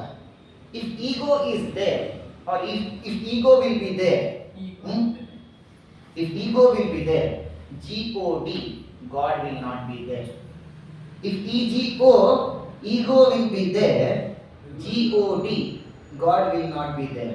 If God will be there, ego will never be there ಅಂತ. ಅರ್ಥ ಆಯ್ತಾ? ಅದ್ಭುತ ಮಾತು ಇದೆ.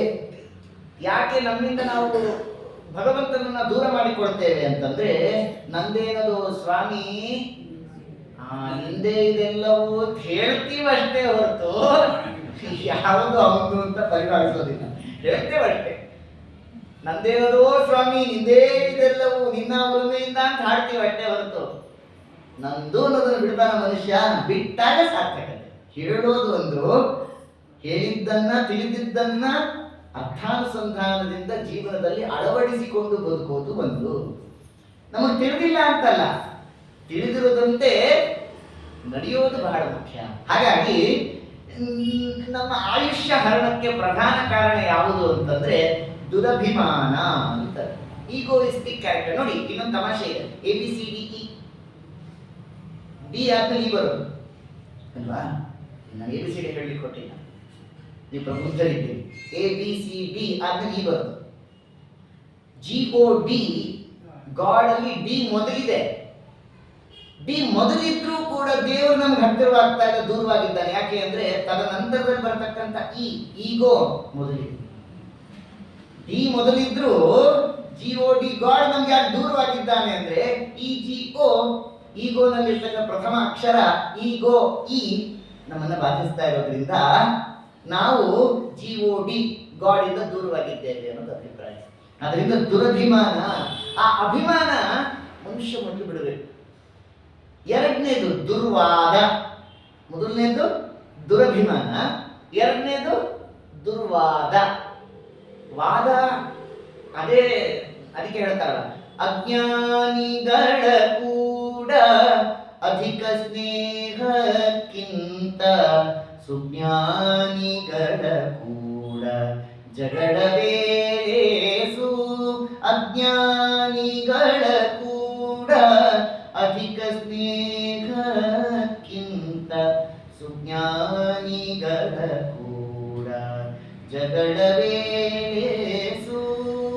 ಅಜ್ಞಾನಿಗಳ ಕೂಡ ಅಧಿಕ ಸ್ನೇಹಕ್ಕಿಂತ ಸುಜ್ಞಾನಿಗಳ ಕೂಡ ಜಗಳವೇಲೇಸು ಅಂದ್ರೆ ದೊಡ್ಡವರ ಜೊತೆಗೆ ಬಲ್ಲವರ ಜೊತೆಗೆ ವಾಗ್ವಾದ ವಿವಾದವನ್ನ ಅವ್ರಿಗೇನು ಬರುತ್ತೆ ಅಂತ ಪರೀಕ್ಷೆ ಮಾಡೋದಲ್ಲ, ನಾವು ತಿಳ್ಕೊಳ್ಬೇಕು ಅಂತ ಜಿಜ್ಞಾಸೆ ಮಾಡಿ ಅವ್ರ ಜೊತೆಗೆ ಒಂದಿಷ್ಟು ವಿಚಾರ ವಿನಿಮಯ ಮಾಡಿದ್ರೆ ನಮ್ಮ ಅಜ್ಞಾನ ದೂರವಾಗುತ್ತೆ, ಇನ್ನೊಂದಿಷ್ಟು ವಿಚಾರ ತಿಳಿಯುತ್ತೆ. ಅದೇ ಅಜ್ಞಾನಿಗಳೊಟ್ಟಿಗೆ ಕೇವಲ ವ್ಯರ್ಥ ವಾದ ವಿವಾದವನ್ನ ಜಲ್ಪ ವಿತಂಡವನ್ನ ಮಾಡಿದ್ರೆ ಇಬ್ರು ಅಜ್ಞಾನಿಗಳೇ ಅಲ್ವಾ, ಇಬ್ರು ದಂಡ್ರೆ. ಆದ್ರೆ ಇವನು ದಡ್ಡ ಅಂತ ಒಪ್ಕೊಳ್ಳಲ್ಲ, ಅವನು ದಡ್ಡ ಅಂತ ಒಪ್ಕೊಳ್ಳಲ್ಲ. ಅರ್ಥ ಆಯ್ತಾ? ಅದರಿಂದಾಗಿ ಅಲ್ಲಿ ಇವರ ಆ ದಡ್ಡತನ ಪ್ರಸ್ತುತವಾಗುತ್ತೆ ಹೊರತು ಏನು ಪ್ರಯೋಜನ ಇಲ್ಲ. ದುರ್ವಾದ ಅಂದ್ರೆ ಯಾವುದೇ ಒಂದು ಪ್ರಯೋಜನದ ವಿಚಾರ ಇಲ್ಲದೆ ಸುಮ್ಮನೆ ವಾದ ನಡೆಸ್ತಕ್ಕಂಥದ್ದು. ಆಯ್ತಾ? ಏನಾದ್ರೂ ಪ್ರಯೋಜನ ವ್ಯರ್ಥ ಅಷ್ಟೇ, ಸಮಯ ವ್ಯರ್ಥ. ದುರ್ವಾದ ಇದು ನಮ್ಮ ಆಯುಷ್ಯ ಹರಣ. ಯಾಕೆ? ವಾದದಲ್ಲೇ ಸಮಯ ಕಳೆದಿರ್ತಾನೆ. ಅದರ ಬದಲು ಕಿಂಚಿತ್ ದೇವರ ಗುಣಗಾನವನ್ನ ಮಾಡಿದ್ರೆ ಸಾರ್ಥಕನ ಸಮಯ. ಇನ್ನೊಂದು ತಮಾಷೆ ಹೇಳ್ತಾರೆ, ಆ ದುರ್ವಾದದಲ್ಲಿ ಅದರಲ್ಲಿ ಸೇರ್ಕೊಂಡಿದೆ ಇನ್ನೊಂದು ವಿಚಾರ.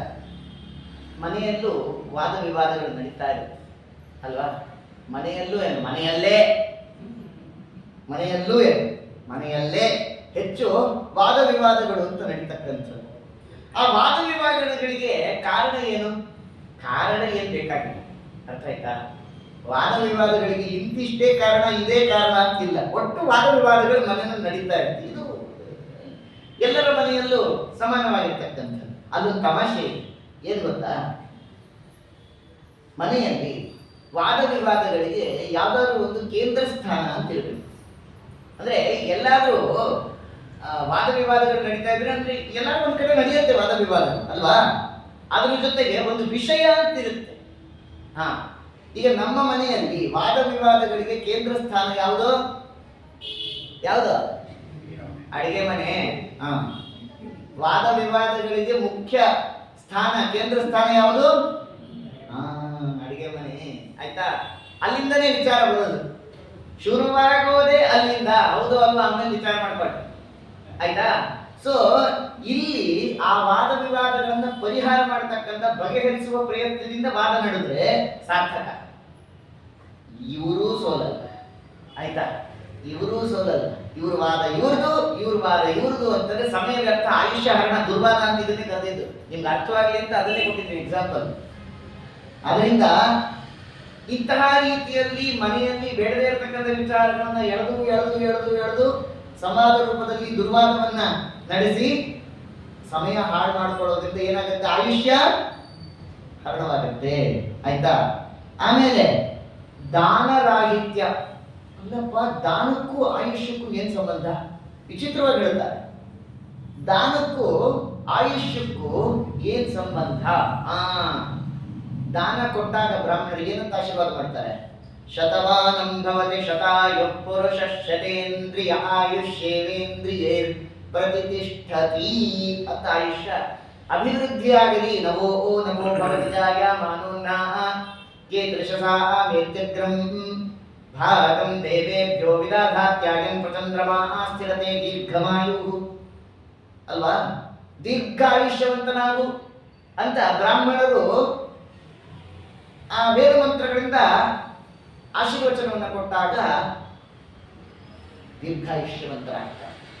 ಅದಕ್ಕೆ ದಾನಕ್ಕೂ ಆಯುಷ್ಯಕ್ಕೂ ಸಂಬಂಧ ಇದೆ. ಇದರ ಮೇಲೆ ಒಂದು ಪ್ರಶ್ನೆ. ಏನ್ ಪ್ರಶ್ನೆ? ಅಲ್ಲ, ಆಚಾರ್ಯರು ಶತಮಾನಂ ಭವತಿ ಅಂತ ಆಶೀರ್ವಾದ ಮಾಡಿದ್ರು. ಆದ್ರೆ ಎಲ್ಲಿ 160ಕ್ಕೆ ಹೋಗ್ಬಿಟ್ರು. ಹಾಗಾದ್ರೆ ವೇದ ಮಂತ್ರಗಳು ಸುಳ್ಳು ಹೇಳ್ತಾ ಇದೆ, ಈ ಆಚಾರ್ಯರು ಬರೀ ಸುಳ್ಳು ಹೇಳ್ತಾರೆ ಅಲ್ಲಬೇಡ್ರಿ. ಗೊತ್ತಾಯ್ತಾ? ಯಾಕೆ? ಆಶೀರ್ವಾದ ಮಾಡಿದ್ದಾರೆ, ದಾನ ಕೊಟ್ಟಾಗಲೇ ಮಾಡಿದ್ದು. ಹಾಗಾದ್ರೆ ದಾನ ಕೊಟ್ಟಾಗ ಆಶೀರ್ವಾದ ಮಾಡಿದ ಮತ್ತೆ ಫಲಿಸ್ಬೇಕಲ್ಲ. ಶತಮಾನಂ ಭವತಿ ಅಂದ್ರೆ ಮತ್ತೆ ಶತ ಆಯುಷ್ಯ ಇರ್ಬೇಕಲ್ಲ. ಶತ ಅಂದ್ರೆ 100 ಅಂತ ಅರ್ಥ ಅಲ್ಲ. ಮೊದಲು ವೇದ ಮಂತ್ರಗಳಿಗೆ ಸರಿಯಾದ ಅರ್ಥ ತಿಳ್ಕೊಳ್ಳಿ. ಶತಮಾನಂ ಭವತಿ ಅಂದ್ರೆ ಶತ ಅಂದ್ರೆ 100 ವರ್ಷ ಇರ್ರಿ ಅಂತ ಅಲ್ಲ, ಪೂರ್ಣಾಯುಷ್ಯವಂತರಾಗ್ರಿ ಅಂತ ಅರ್ಥ. ಶತ ಅಂದ್ರೆ ಪೂರ್ಣ ಅಂದ್ರೆ ನಿಮ್ಗೆ ಎಷ್ಟು ಆಯುಷ್ಯ ಕೊಟ್ಟಿದ್ದಾನೋ ದೇವರು, ಅಷ್ಟು ಪೂರ್ಣ ಆಯುಷ್ಯ ನಿಮ್ಗೆ ದೇವ್ರು ಕೊಡ್ಲಿ. 60 ಅಂದ್ರೆ 60, 70, 70, 80, 80. ಶತ ಅಂದ್ರೆ 100 ಅಲ್ಲ. ಗೊತ್ತಾಯ್ತಾ? ವೇದ ಮಂತ್ರ ಸುಳ್ಳು ಹೇಳ್ತಾ ಇಲ್ಲ, ಸರಿಯಾಗಿ ಅರ್ಥ ಮಾಡ್ಕೊಳ್ಳಿ ಅದನ್ನು. ಅದರಿಂದ ಪೂರ್ಣಾಯುಷ್ಯವಂತರಾಗೋದಕ್ಕೆ ದಾನ ಕೊಡುವಂಥದ್ದು ಒಂದು ಸಾಧಕ. ದಾನ ರಾಹಿತ್ಯ ಆಯುಷ್ಯ ಹರಣಕ್ಕೆ ಸಾಧಕ.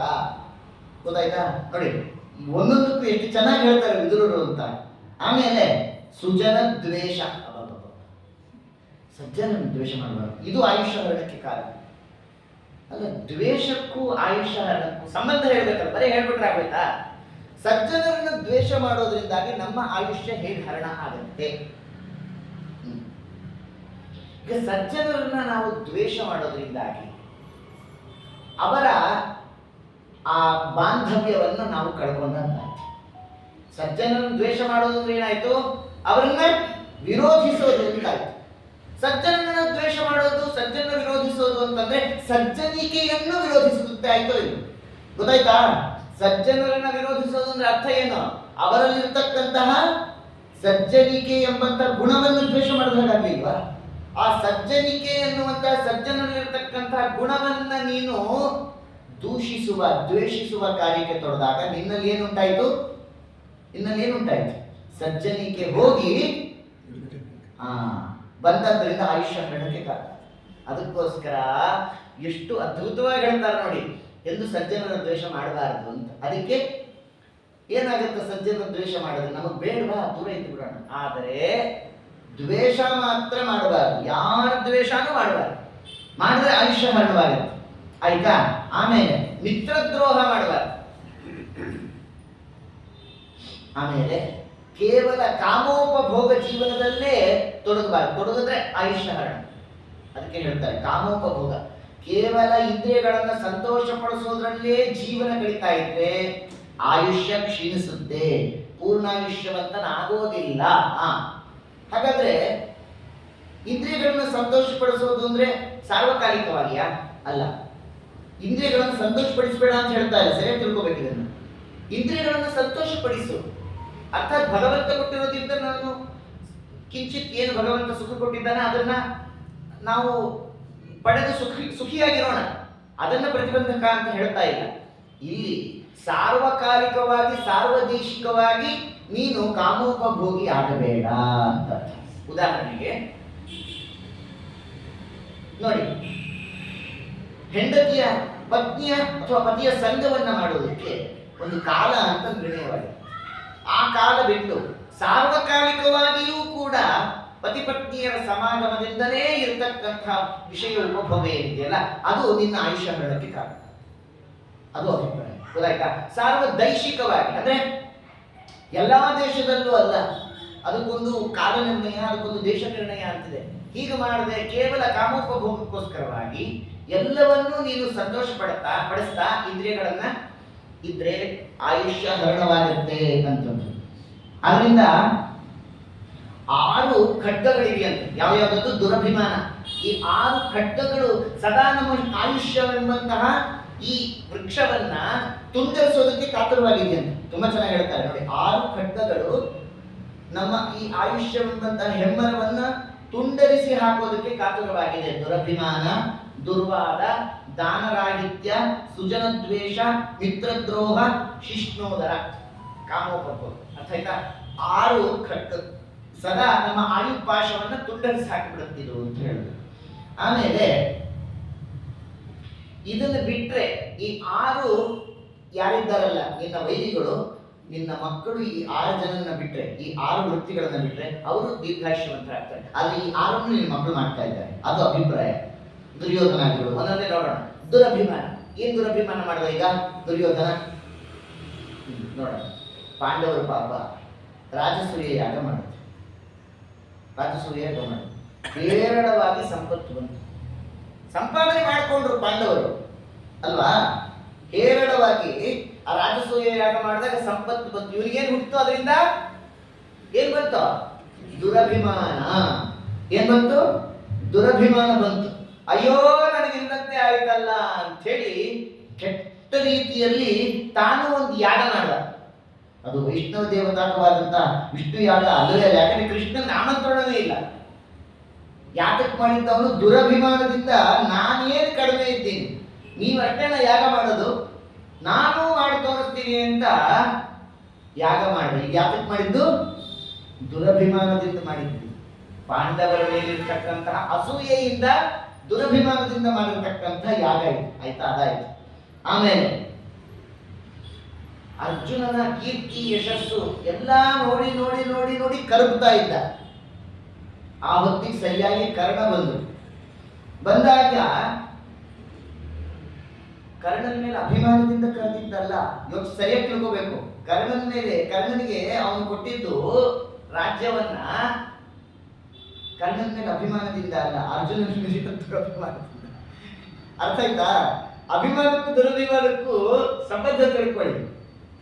ದುರ್ಯೋಧನ ಕರ್ಣನಿಗೆ ರಾಜ್ಯ ಕೊಟ್ಟನಲ್ಲ, ಯಾಕೆ ಕೊಟ್ಟಿದ್ದು? ಕರ್ಣನ ಮೇಲೆ ಬಹಳ ಅಭಿಮಾನ ಇದೆ ಅಲ್ಲ, ಅರ್ಜುನ ಮೇಲೆ ಇರತಕ್ಕಂಥ ದುರಭಿಮಾನದಿಂದ ಕರ್ಣನಿಗೆ ಕೊಟ್ಟಿದ್ದು. ಇಲ್ಲೂ ದುರಭಿಮಾನ. ಆಯ್ತಾ? ಆಮೇಲೆ ಪ್ರಸಂಗ ನೋಡಿ, ಅನೇಕ ರೀತಿಯಲ್ಲಿ ಭೀಮಸೇನ ಎಲ್ಲಾ ಕಡೆ ಅವ್ರಿಗೆ ಜಯ. ಆಯ್ತಾ? ಏನು ಮಾಡಿದ್ರು ಇವ್ರಿಗೆ ಜಯವಾಗ್ತಾ ಇಲ್ಲ. ಅದಕ್ಕೋಸ್ಕರ ದುರಭಿಮಾನದಿಂದ ಪಾಂಡವರನ್ನ ಕೊಲ್ಲಿಸಬೇಕು ಅಂತ ಶತ ಪ್ರಯತ್ನ ಮಾಡಿದ್ದೀವಿ. ಎಲ್ಲರೂ ದುರಭಿಮಾನ. ಆಮೇಲೆ ದುರ್ವಾದ. ಏನ್ ದುರ್ವಾದ? ಏನ್ ದೊಡ್ಡವರು ಹೇಳಿದ್ರು ಕೂಡ ಅದನ್ನು ಒಪ್ಪದೇ ಇರತಕ್ಕಂತಹ ಆ ಧೋರಣೆ, ಅದೇ ದುರ್ವಾದ ಅಂದ್ರೆ. ಭೀಷ್ಮಾಚಾರ್ಯ ಹೇಳಿದ್ದಾರೆ. ಆಯ್ತಾ? ಅನೇಕ ಬಾರಿ ಎಚ್ಚರಿಸಿದ್ದಾರೆ. ಕೃಷ್ಣ ಸಾಕ್ಷಾತ್ ಬಂದು ಹೇಳಿದ್ದಾನೆ, ಫೈನಲ್ ಚಾನ್ಸ್ ನಿನಗೆ, ಉದ್ಯೋಗ ಪರ್ವದಲ್ಲೇ ಫೈನಲ್ ಚಾನ್ಸ್ ನಿನಗೆ, ಈಗಲೂ ಅವಕಾಶ ಕೊಡ್ತೀನಿ. ಪಾಂಡವರಿಗೆ ಹೆಚ್ಚು ಕೊಡಬೇಡ, 5 ರಾಜ್ಯ ಕೊಡ್ತೀನಿ, ಇಷ್ಟೇ ಸಾಕು, ಅವ್ರಿಗೆ ಅಷ್ಟರಲ್ಲೇ ತೃಪ್ತರವರು. ಅದು ದುರಭಿಮಾನ ಆಟ ಬಂತ. ದುರ್ವಾದ ಮಾಡ್ದ ಪರಮಾತ್ಮನೊಟ್ಟಿಗೆ, ಕೃಷ್ಣನ ಜೊತೆಗೆ ದುರ್ವಾದ ಮಾಡ್ದ. ಏನ್ ವಾದ ಮಾಡ್ದ? ಸೂಜಿ ಮನೆಯಷ್ಟು ಅಲ್ಲ. ಸೂಜಿ ಮನೆಯಷ್ಟು ಅಂದ್ರೆ ಏನ್ ಗೊತ್ತಾ? ಆ ಸೂಜಿಯ ತುದಿ ಇರುತ್ತಲ್ಲ, ಆ ತುದಿ ಇಡುವಷ್ಟು ಜಾಗ ಸೂಜಿ ಮನೆಯಷ್ಟು ಅಂದ್ರೆ. ಸೂಜಿ ಎಷ್ಟು ತೆಳುವಿರುತ್ತೆ, ಆ ಸೂಜಿ ಒಂದು ಕಡೆ ಚುಚ್ಚಿದಾಗ ನೆಲಕ್ಕೆ ಅದು ಎಷ್ಟು ಪ್ರದೇಶ ಇದೆ ಅದು ಅಷ್ಟು ಜಾಗ ಕೊಡಲ್ಲ ಅಂದ್ರೆ ಇದು ದುರಭಿಮಾನನೇ, ಇದು ದುರ್ವಾದನೆ. ಹೌದಂತೆ ಮತ್ತೇನು? ಇಂತಹ ರೀತಿಯಲ್ಲಿ ದುರಭಿಮಾನ ತೋರಿಸ್ದ, ದುರ್ವಾದ ತೋರಿಸ್ದ. ದಾನರಾಹಿತ್ಯ. ಪಾಂಡವರು 5 ಗ್ರಾಮಗಳನ್ನು ಕೊಟ್ಟರು ಇವನು ಉದ್ಧಾರ ಆಗ್ತಿಲ್ಲ. ಆದ್ರೆ ದಾನರಾಹಿತ್ಯ ಕೊಡ ಬುದ್ಧಿನೇ ಇಲ್ಲ ಮುಡಿಯೋದಕ್ಕೆ. ಅರ್ಥ ಆಯ್ತಾ? ದಾನರಾಹಿತ್ಯ. ಸುಜನ ದ್ವೇಷ, ಪಾಂಡವರ ದ್ವೇಷ. ನೋಡಿ, ಎಲ್ಲ ದುರ್ಯೋಧನ ಅನ್ವಯ ಆಗ್ತದೆ. ಅರ್ಥ ಆಯ್ತಾ? ಸಜ್ಜನರಾಗಿರ್ತಕ್ಕಂಥ ಪಾಂಡವರ ದ್ವೇಷ ಮಾಡಿದ್ದಾನೆ. ಮಿತ್ರದ್ರೋಹ. ಏನ್ ಮಾಡಿದ್ದಾನೆ? ಮಿತ್ರದ್ರೋಹ ಮಾಡಿದ್ದಾನೆ. ಅಶ್ವತ್ಥಾಮಾಚಾರ್ಯರನ್ನ ಇವನೇ ಹಾಳು ಮಾಡಿದ್ದು.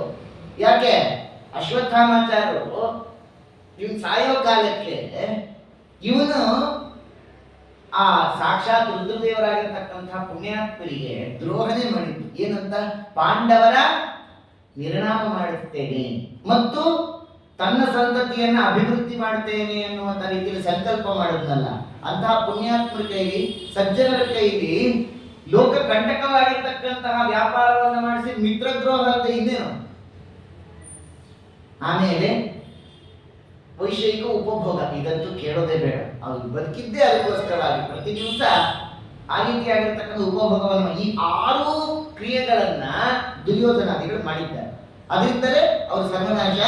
ಈಗಲಾದ್ರೂ ತಿಳ್ಕೋ, ನಿನ್ನ ಮಕ್ಕಳಿಗೂ ಶತಾಯುಷಿಗಳಾಗಿರ್ಬೇಕು ಅಂತಂದ್ರೆ ಇವೆಲ್ಲ ಬಿಡ್ಲಿ ಅಂತ ಇಂದ್ರರು ಹೇಳ್ತಾ ಇದ್ದಾರೆ. ಆಮೇಲೆ ಮುಂದೆ ಹೇಳ್ತಾರೆ, ಯಾವುದಾದ್ರೂ ಒಂದು ಸಂದರ್ಭ ಬಂದಾಗ ಅಲ್ಲಿ ಮನುಷ್ಯ ಆ ಸಂದರ್ಭಕ್ಕೆ ಒಂಥರ ಕೈಗೊಂಬೆ ಅಂತಾನೆ, ಸಂದರ್ಭಕ್ಕೆ ಕೈಗೊಂಬೆಯಾಗಿ ವಿಚಲಿತನಾಗಿಬಿಡ್ತಾನೆ. ಭಗವಂತ ಸೂತ್ರಧಾರನಾಗಿದ್ದಾನೆ, ಆ ಸೂತ್ರಧಾರನ ಕೈಗೊಂಬೆಯಂತೆ ಮನುಷ್ಯ ಇರೋದು ಸತ್ಯ, ಈಶನ ವಶನಾಗಿ. ಆದರೆ ಪರಮಾತ್ಮ ಆ ಜೀವರನ್ನ ಆ ಸಂದರ್ಭೋಚಿತವಾಗಿ ತಾನು ಆ ಸೂತ್ರಕ್ಕೆ ಯಾಕೆ ಬಂಧಿಯಾಗಿ ಇರಿಸ್ತಾನೆ, ಸೂತ್ರಧಾರನಾಗಿ ಇವರನ್ನು ಯಾಕೆ ತನ್ನ ವಶದಲ್ಲಿ ಇರಿಸಿಕೊಳ್ತಾನೆ ಅನ್ನೋದನ್ನ ಅರ್ಥ ಮಾಡಿಕೊಳ್ಳಿ. ಒಳ್ಳೆ ತತ್ವ ಇದು. ಅಂದ್ರೆ ನಮಗೆಲ್ಲ ಬರುವಂತಹ ಪ್ರಶ್ನೆ ಇದು. ಅಲ್ಲಪ್ಪ, ಜಗನ್ನಾಥನ ಸೂತ್ರಧಾರಿ ಅಂತೀರ ಪರಮಾತ್ಮ, ಹೌದಾ? ಇಷ್ಟೆಲ್ಲ ಸಂಸಾರದ ಬಂಧನಗಳಲ್ಲಿ ತಾನು ನಮ್ಮನ್ನ ಸಿಲುಕಿಸಿ, ತಾನು ಸೂತ್ರಧಾರಿಯಾಗಿ ನಮ್ಮನ್ನ ಬೊಂಬೆಗಳಂತೆ ಇಟ್ಟು ಆಡಿಸ್ತಾ ಇದ್ದಾನಲ್ಲ, ಇದು ಯಾಕೆ ಅಂತ ಪ್ರಶ್ನೆ. ಅದಕ್ಕೆ ಉತ್ತರ ಕೊಡ್ತಾರೆ ಉದಿರರು. ಇಲ್ಲೇ ದೇವರ ಸಾರ್ವಭೌಮತ್ವವನ್ನು ಅರ್ಥ ಮಾಡಿಕೊಳ್ಳಿ, ದೇವರ ಸ್ವಾತಂತ್ರ್ಯಾದಿ ಗುಣಗಳನ್ನು ಇದರಿಂದ ಅರ್ಥ ಮಾಡಿಕೊಳ್ಳಿ. ಏನ್ ಅರ್ಥ ಮಾಡ್ಕೊಳ್ಬೇಕು ಅಂದ್ರೆ, ಈ ಜೀವ ಎಂದಿಗಾದ್ರೂ ಅಸ್ವತಂತ್ರನೇ ಅನ್ನೋದು ನಮ್ಮ ಅಸ್ವಾತಂತ್ರ್ಯ, ನಮ್ಮಲ್ಲಿರ್ತಕ್ಕಂಥ ಅಸ್ವತಂತ್ರ ಅನ್ನುವಂತಹ ಗುಣ ಇದರಿಂದ ದೇವರು ತೋರಿಸ್ಕೊಡ್ತಿದ್ದಾನೆ. ಇದು ಗೊತ್ತಿದ್ದು ಇಷ್ಟು ಹಾರಾಡ್ತೀವಿ. ಏನೋ ಇದು ಗೊತ್ತಿದ್ದೇ ಇಷ್ಟು ಹಾರಾಡ್ತೀವಿ. ಇನ್ನು ಎಲ್ಲ ನಮ್ಮ ಕೈಲೇ ಕೊಟ್ಟು ಬಿಟ್ಟಿದ್ರೆ ದೇವರು ಪರಿಸ್ಥಿತಿ ಹೇಗಿರ್ತಿತ್ತು? ಗೋವಿಂದ ಅಟ್ಟೆ. ಯಾವುದೂ ನಮ್ಮ ಕೈಲಿಲ್ಲ, ಎಲ್ಲ ಅವನ ಕೈಲಿರೋದು ಅಂತ ಗೊತ್ತಿದ್ದೇ ಇಷ್ಟು ಹಾರಾಡ್ತೀವಲ್ಲ. ಅದರಿಂದ ದೇವರ ಸಾರ್ವಭೌಮತ್ವವನ್ನ ಇಲ್ಲಿ ತಿಳಿದುಕೊಳ್ಳಿ ಅಂತ ಹೇಳ್ತಾ, ಸಂಪತ್ತಾಗಿ ವಿಪತ್ತಾಗಿ ಅದು ಶ್ರೀಹರಿಯ ಅಧೀನ ಅಂತ ಹೇಳಿದ್ಮೇಲೆ ಧೃತರಾಷ್ಟ್ರನ ಮಾತು ಕೇಳ್ತಾರೆ. ಇಲ್ಲಿವರೆಗೂ ಎದುರು ಮಾತಾಡೋದು. ಧೃತರಾಷ್ಟ್ರ ಈ ಪ್ರಶ್ನೆ ಕೇಳ್ತಾರೆ. ಏನ್ ಪ್ರಶ್ನೆ ಕೇಳ್ತಾರೆ? ಅಲ್ಲಪ್ಪ, ಎಲ್ಲದಕ್ಕೂ ನಾನೇ ಹೊಣೆಗಾರ, ನಂದೇ ತಪ್ಪು ಅಂತೀಯಲ್ಲ, ಎಲ್ಲ ನಿಮ್ ದೇವರೇ ಮಾಡಿಸುವಾಗ ನಂದೇನಿದೆ ಹೊಣೆಗಾರಿಕೆ ಅಂತ ಈಗ ಅವ್ರ ಮೇಲೆ ಹಾಕಿದ್ರು ಪ್ರಶ್ನೆ.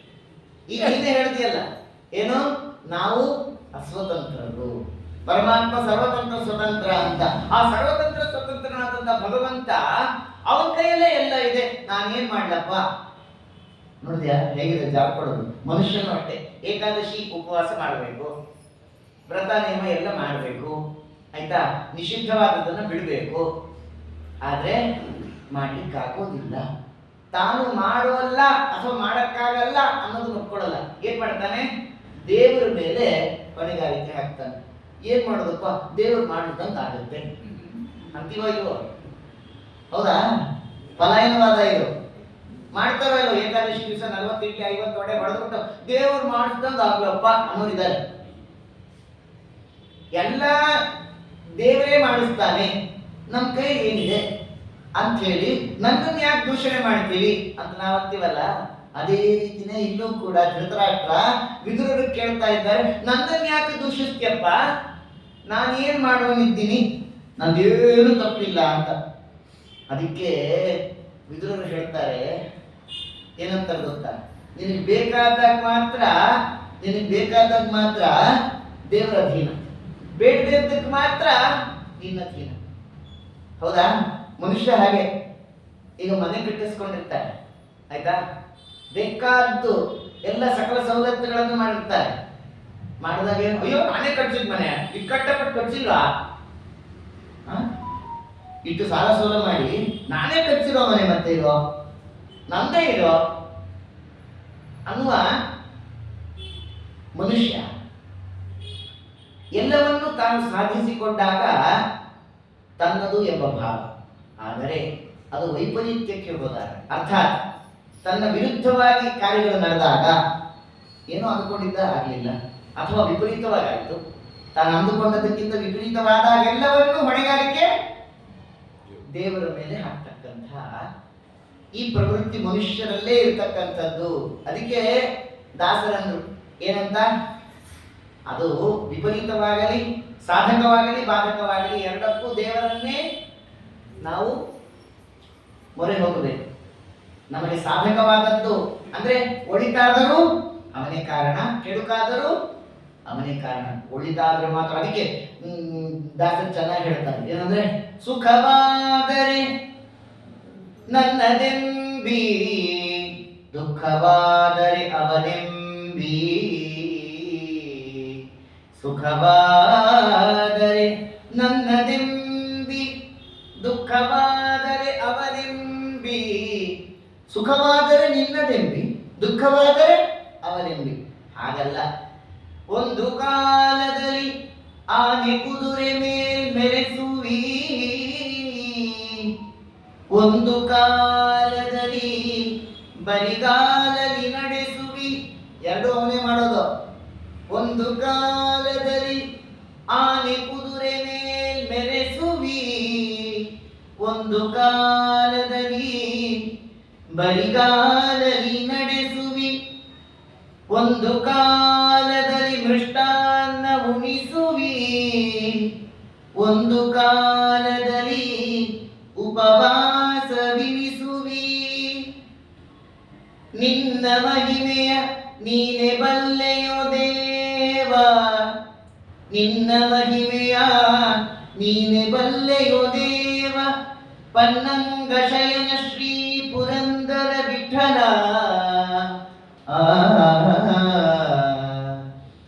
ಎಲ್ಲಾ ದೇವರ ಮಹಿಮೆ ಅಂತ ತಿಳಿರಿ. ಈ ಕಾಲಕ್ಕೆ ಉಣ್ಲಿಕ್ಕೆ ಅನ್ನ ಕೊಟ್ಟಿದ್ದಾನ ಸ್ವಾಮಿ, ನಿನ್ನ ಅನುಗ್ರಹನು, ನಿನ್ನ ಪ್ರಸಾದ ಕೊಟ್ಟಿದ್ಯಾ ಸ್ವಾಮಿ ಅಂತೇಳಿ ದೇವರನ್ನ ಸ್ಮರಿಸಿಕೊಂಡು ಊಟ ಮಾಡ್ರಿ. ಕೊಡ್ಲಿಲ್ವಾ?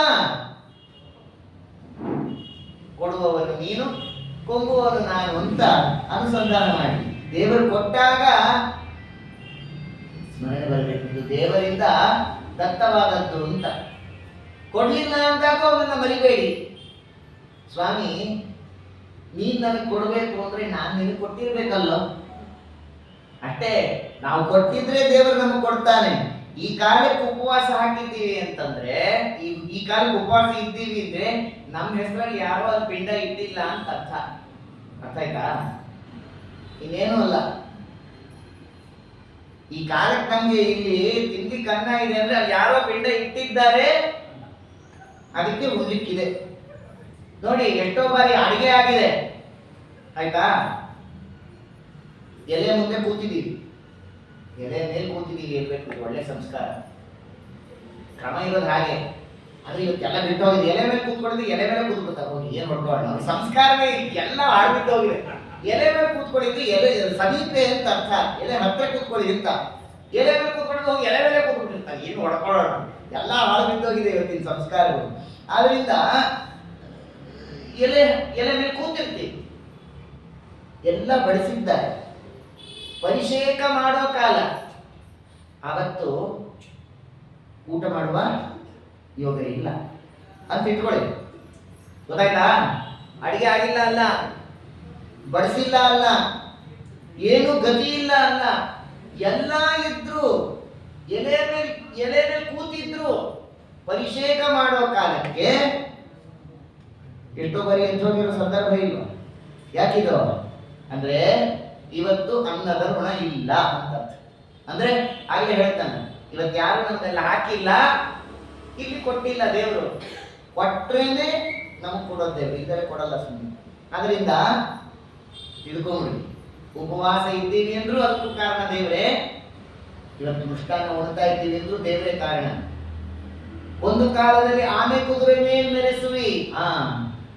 ಎಲ್ಲಾ ದೂರದ ಪ್ರಯಾಣಗಳು, ಬೇಕಾದಷ್ಟು ಸವಲತ್ತು, ರಾಜವೈಭವ ಎಲ್ಲಾ ದೇವರು ಕೊಟ್ಟಿರ್ತಾನೆ. ಕೊಡೋ ಕಾಲಕ್ಕೆ ಅವನ ಅನುಗ್ರಹ ತಪ್ಪೋಯ್ತು ಅಂತಂದ್ರೆ ನಟರಾಜ ಸರಿಸಿ ಗತಿ. ಅದರಿಂದ ಇವೆಲ್ಲವೂ ದೇವರ ಅಧೀನವೇ ಅಂತ ತಿಳಿವಿ ಅಂತ ಹೇಳ್ತಾ ಆಮೇಲೆ ಮುಂದೆ ಹೇಳ್ತಾರೆ,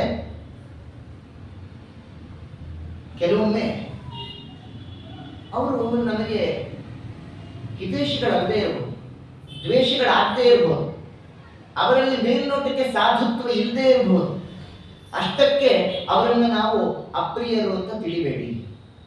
ಇನ್ನೊಮ್ಮೆ ಅವರು ನಮಗೆ ಪ್ರಿಯರಂತೆ ಕಾಣಿಸಿದರು, ಆಯ್ತಾ, ಸಾಧುತ್ವದಿಂದ ವರ್ತಿಸಿದರು, ಅವರನ್ನು ಅತ್ಯಂತ ಪ್ರಿಯರು ಅಂತ ತೀರ್ಮಾನ ಮಾಡಬೇಡಿ. ಇದನ್ನು ಲೋಕದಲ್ಲಿ ನೋಡ್ತೀವಿ, ಆಯ್ತಾ. ಇನ್ನೊಂದ್ಸರಿ ಹೇಳ್ತೀನಿ, ಮೇಲ್ನೋಟಕ್ಕೆ ಅತ್ಯಂತ ಪ್ರೀತಿಪಾತ್ರರು, ಅತ್ಯಂತ ಪ್ರಿಯರು, ಸಾಧುತ್ವ ಅವರಲ್ಲಿ ಬಹಳವಾಗಿದೆ ಅಂತ ತಿಳಿದು ಮಹಾಸಾಧುಗಳು ಅಂತ ಭಾವಿಸಬೇಡಿ, ನಮ್ಗೆ ಅತ್ಯಂತ ಪ್ರಿಯರು ಅಂತ ಭಾವಿಸಬೇಡಿ. Don't conclude anybody in that manner. ಅರ್ಥ ಆಯ್ತಾ? ಇದು ಅದು ಇಂಪಾರ್ಟೆಂಟ್. ಇನ್ನು ಇದಕ್ಕೆ ವಿರುದ್ಧವಾಗಿ ಅವರ ವ್ಯಕ್ತಿತ್ವ ಆಗಿರುತ್ತೆ, ಅವರು ಸಾಧುಗಳಂತೆ ಏನು ತೋರಿಸ್ಕೊಡೋದಿಲ್ಲ, ಅಥವಾ ಆ ರೀತಿಯಾಗಿರ್ತಕ್ಕಂಥ ಚರ್ಯೆಯಿಂದ ನಮ್ಮತ್ತೆ ಅವರು ವರ್ತಿಸೋದು ಇಲ್ಲ. ಅದರ ಅರ್ಥ ಅವರನ್ನ ದ್ವೇಷಿಗಳು ಅಂತ ತೀರ್ಮಾನ ಮಾಡಬೇಡಿ. ಡೋಂಟ್ ಕನ್ಕ್ಲೂಡ್ ಎನಿಬಡಿ ಅಂತ. So if you are not concluding, how to justify how do you justify? ತುಂಬಾ ಉತ್ತಮ ವಿಷಯ ಇದು. ನಮ್ಮ ಲೋಕದಲ್ಲಿ ಎಷ್ಟು ವಿಚಾರ ಹೇಳ್ತಾರೆ ವಿದುರರು ಅಂತಂದ್ರೆ, so how if you are not concluding, how do you justify? ಈಗ ನಮಗವರು ಹಿತೈಷಿಗಳು, ಸತ್ಪಾತ್ರರು, ಮತ್ತೆ ನಮಗೆ ಪ್ರಿಯರು ಅಥವಾ ಅಪ್ರಿಯರು ಅಂತ ತೀರ್ಮಾನ ಮಾಡಬೇಕಲ್ಲ, ಇಲ್ಲಾಂದ್ರೆ ವ್ಯವಹಾರವೇ ಕೊಡೋದಿಲ್ವಲ್ಲಪ್ಪ ಲೋಕದಲ್ಲಿ. ಸೊ ಈ ವ್ಯವಹಾರವನ್ನ ನಾವು ನಡೆಸಬೇಕು ಅಂತಂದ್ರೆ you have to conclude. Unless you conclude, you not be able to justify whether ಅವ್ರು ನಮಗೆ ಪ್ರಿಯರು ಅಥವಾ ಅಪ್ರಿಯರು ಅಂತ. ಸೊ ಏನಿದೆ ಉತ್ತರ ವಿದುರರು ಕೊಡ್ತಾರೆ ನೋಡಿ ಅಂತ, ಅದ್ಭುತವಾಗಿ ಕೊಡ್ತಾರೆ. ಏನ್ ಹೇಳ್ತಾರೆ ಅಂದ್ರೆ, ಒಬ್ಬ ವ್ಯಕ್ತಿ ಅವನಿಂದ ಒಂದು ಪ್ರಯೋಜನ ಇದೆ ಅಂತ ಇಟ್ಕೊಳ್ಳಿ. ಒಬ್ಬ ವ್ಯಕ್ತಿ ಅವನಿಂದ ಒಂದು ಪ್ರಯೋಜನ ಇದೆ, ಆದರೆ 100 ನಷ್ಟವಾಗುವಂತಹ ವಿಷಯ ಇದೆ. ಗೊತ್ತಾಯ್ತಾ? ತಿಳ್ಕೊಳ್ಳಿ, ಇನ್ನೊಂದ್ಸರಿ ಹೇಳ್ತೇನೆ. ಒಬ್ಬ ವ್ಯಕ್ತಿಯಿಂದ ಒಂದೇ ಪ್ರಯೋಜನ, ಆದ್ರೆ ನಷ್ಟವಾಗುವಂತಹ ಸಂಗತಿಗಳು ಅನೇಕ ಇದೆ. ಅವನನ್ನು ಬಿಟ್ಟುಬಿಡಿ, ಅಪ್ರಿಯನೇ ಅವನು ನಮಗೆ. ಒಂದೇ ಪ್ರಿಯವಾಗಿರ್ತಕ್ಕಂಥ ವಿಷಯ ಮಾಡಿ ಇನ್ನೆಲ್ಲ ನಮ್ಮನ್ನು ಹಾಳುಗೆಡುವುದು ಕೆಲಸ ಮಾಡಿದ್ರೆ ಅವನನ್ನು ಮೊದಲು ಬಿಡ್ರಿ, ಅವನ ಅಪ್ರಿಯನೇ ನಮಗೆ. ಆದರೆ ಒಂದೇ ಒಂದು ಪ್ರಯೋಜನ ಮಾಡಿ ಅವನಿಂದ ಯಾವುದೇ ರೀತಿಯಾಗಿ ನಷ್ಟ ನಮ್ಮಿಂದ ಆಗಲಿಲ್ಲ, ಅವನಿಂದ ನಮಗೆ ಆಗಲಿಲ್ಲ ಅಂದ್ರೆ ಅವನೇ ಪ್ರಿಯ ಅಂತ ತಿಳ್ಕೊಂಡು. This is how to conclude. ಗೊತ್ತಾಯ್ತಾ? ಇನ್ನೊಂದ್ಸರಿ ಹೇಳ್ತೀನಿ ನೋಡಿ. ಒಂದೇ ಒಂದು ಪ್ರಿಯವಾಗುವಂತಹ ಪ್ರಯೋಜನದ ಕಾರ್ಯ ನಮಗೆ ಮಾಡಿ ಎಲ್ಲಾ ಮುಳುಗಿಸಿಟ್ಟು ಬಿಡ್ತಾರೆ. ಅರ್ಥ ಆಯ್ತಾ? ಅಂದ್ರೆ ಇನ್ನು ಬಿಡಿಸಿ ಹೇಳಬೇಕು ಅಂತಂದ್ರೆ, ಒಂದನ್ನ 10 ಮಾಡಿಕೊಡ್ತೀನಿ ಅಂತ ಹೇಳಿ ಒಂದೇ ಒಂದು ಇನ್ಸ್ಟಾಲ್ಮೆಂಟ್ ಡಬಲ್ ಕೊಟ್ಟು, ಅರ್ಥ ಆಯ್ತಾ, ಇನ್ನು 10 ಇನ್ಸ್ಟಾಲ್ಮೆಂಟ್ ನಮ್ಮ ಕೈ ಕಿತ್ಕೊಂಡು ಪೂರ್ಣವಾಗಿ ಮುಲ್ಲಿಸ್ತಾರೆ ಅವರೇ. ಅರ್ಥ ಆಯ್ತಾ? ಅರ್ಥ ಆಗಲಿ ಅಂತ ಹೇಳಿದ್ದು. ಬಂದಿದ್ದೇನು ಒಂದೇ ಪ್ರಯೋಜನ, ಏನು ಒಂದೇ ತಿಂಗಳು ಬಂದಿದ್ದು 10,000 20,000, ತಗೊಂಡಿದ್ದೆ ಎಷ್ಟು 1 ಲಕ್ಷ, ಹೋಗಿದ್ದೆ ಎಷ್ಟು 80,000. ಹರೇ ನಮಃ. ಅರ್ಥವಾಗಿ ಅನ್ನೋದಕ್ಕೆ ದೃಷ್ಟಾಂತ ಕೊಟ್ಟಿದ್ದು ನಾನು. ಆದ್ರೆ ಅಂಥವ್ರನ್ನ ಬಿಡಿ. ಆದ್ರೆ ಒಂದೇ ಪ್ರಯೋಜನ ಆಗಿದೆ, ಅವರಿಂದ ನಮಗೇನು ಕೆಡಕಾಗಿಲ್ಲ, ಅವರನ್ನ ಪ್ರಿಯರು ಅಂತ ತಿಳ್ಕೊ ಅಷ್ಟೇ. ಅಥವಾ ನಮಗೆ ಅವರಿಂದ ಏನೂ ಪ್ರಯೋಜನವಾಗದೇ ಇದ್ರು ಎಂದೂ ಅವರಿಂದ ನಮಗೆ ಕೆಡಕಾಗಿಲ್ಲ, ಅವ್ರನ್ನ ಪ್ರಿಯರು ಅಂತ ತಿಳ್ಕೊ. ಗೊತ್ತಾಯ್ತಾ? ಎಷ್ಟು ಚೆನ್ನಾಗಿದೆ ನೋಡಿ. 100 ಅಪ್ರಿಯವಾಗಿರ್ತಕ್ಕಂಥ ಕಾರ್ಯವನ್ನ ಮಾಡಿ ಒಂದೇ ಒಂದು ಪ್ರಿಯವಾಗಿರ್ತಕ್ಕಂಥ ಕಾರ್ಯವನ್ನು ಮಾಡೋದನ್ನು ಬಿಡಲಿ, ಅವರ ಅಪ್ರಿಯರೇ. ಅಥವಾ ಅವರಿಂದ ಒಂದೇ ಒಂದು ಪ್ರಯೋಜನವಾಗಿದ್ರು ನಮಗೆ ಪ್ರಿಯರೇ ಅಂತ ತಿಳಿಲಿ.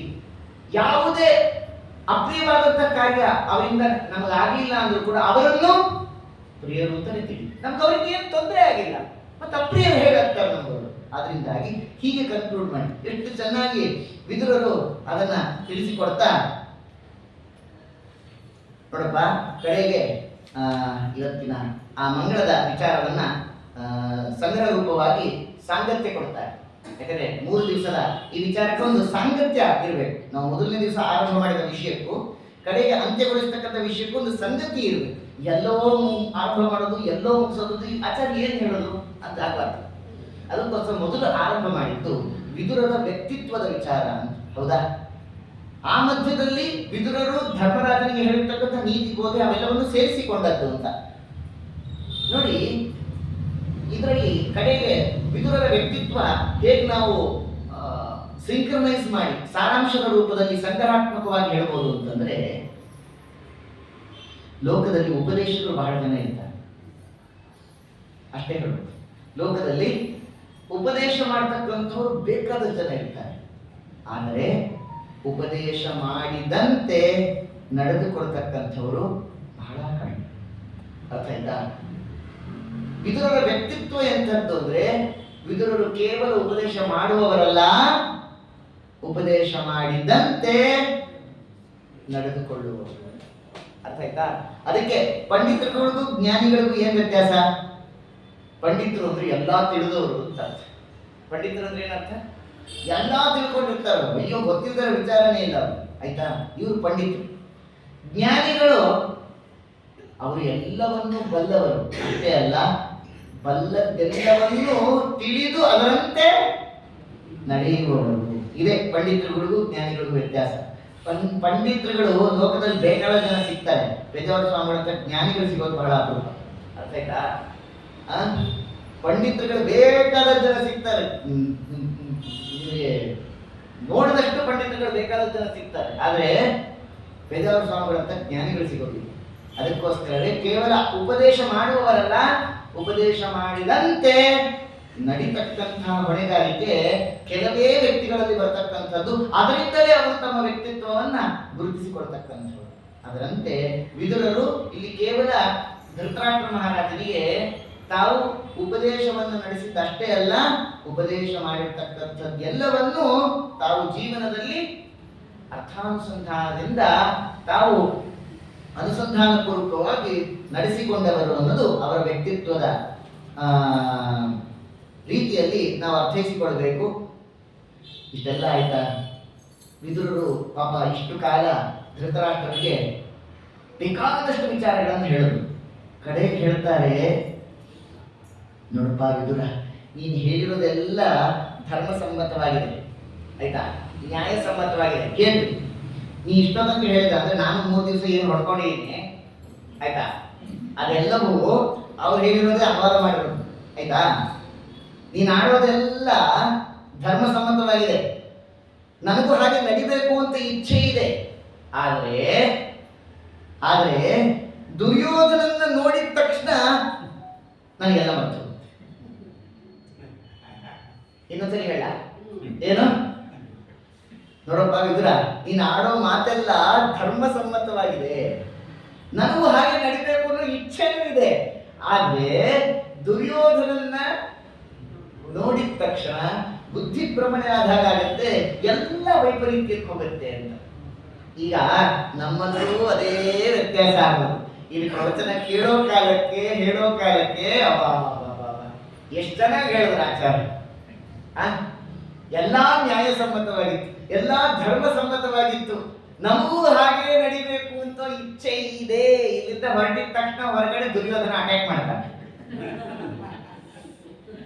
ಆ ಧೃತರಾಷ್ಟ್ರ ಹೇಗೆ ನನ್ಗೆಲ್ಲ ಮಾಡಬೇಕು ಅಂತ ಇಚ್ಛೆ ಇದೆ, ದುರ್ಯೋಧನ ಬಿಡ್ತಾ ಇಲ್ಲ ಅಂತಾನೋ ಹಾಗೆ ಇಲ್ಲಿ ಕೂತಿರೋ ಕಾಲಕ್ಕಷ್ಟು ಎಲ್ಲಾ ಚೆನ್ನಾಗಿರುತ್ತೆ ಕೇಳಕ್ಕೆ, ನಮಗೂ ಹಾಗೆ ನಡಿಬೇಕು ಅಂತ ಇಚ್ಛೆ ಇದೆ ಅನ್ನೋ ಕಾಲಕ್ಕೆ ಸರಿಯಾಗಿ ದುರ್ಯೋಧನಾದಿಗಳ ಅತಿಕ್ರಮಣ. ಏನು ಮಾಡಲಿ ನಾನು ಅಂತಾನೆ ಧೃತರಾಷ್ಟ್ರ ಮಹಾರಾಜ. ಇವತ್ತು ನಿಮ್ಮ ಪರಿಸ್ಥಿತಿಯೂ ಹಾಗೆ ಆಗಿದೆ. ಅದರಿಂದ ದುರ್ಯೋಧನಾದಿಗಳ ಅತಿಕ್ರಮಣ ನಮ್ಮ ಮೇಲೆ ಎಂದೂ ಆಗದೇ ಇರಲಿ. ಇನ್ನು ಎಂದೂ ನಮ್ಮ ಮೇಲೆ ಈ ದುರ್ಯೋಧನಾದಿಗಳ ಅತಿಕ್ರಮಣ ಆಗದೇ ಇರಲಿ ಅನ್ನೋದಕ್ಕೆ ನಾವೇನು ಮಾಡಬೇಕು ಅಂತಂದ್ರೆ, ವಿದುರರು ಒಂದು ಮಾತು ಹೇಳ್ತಾರೆ.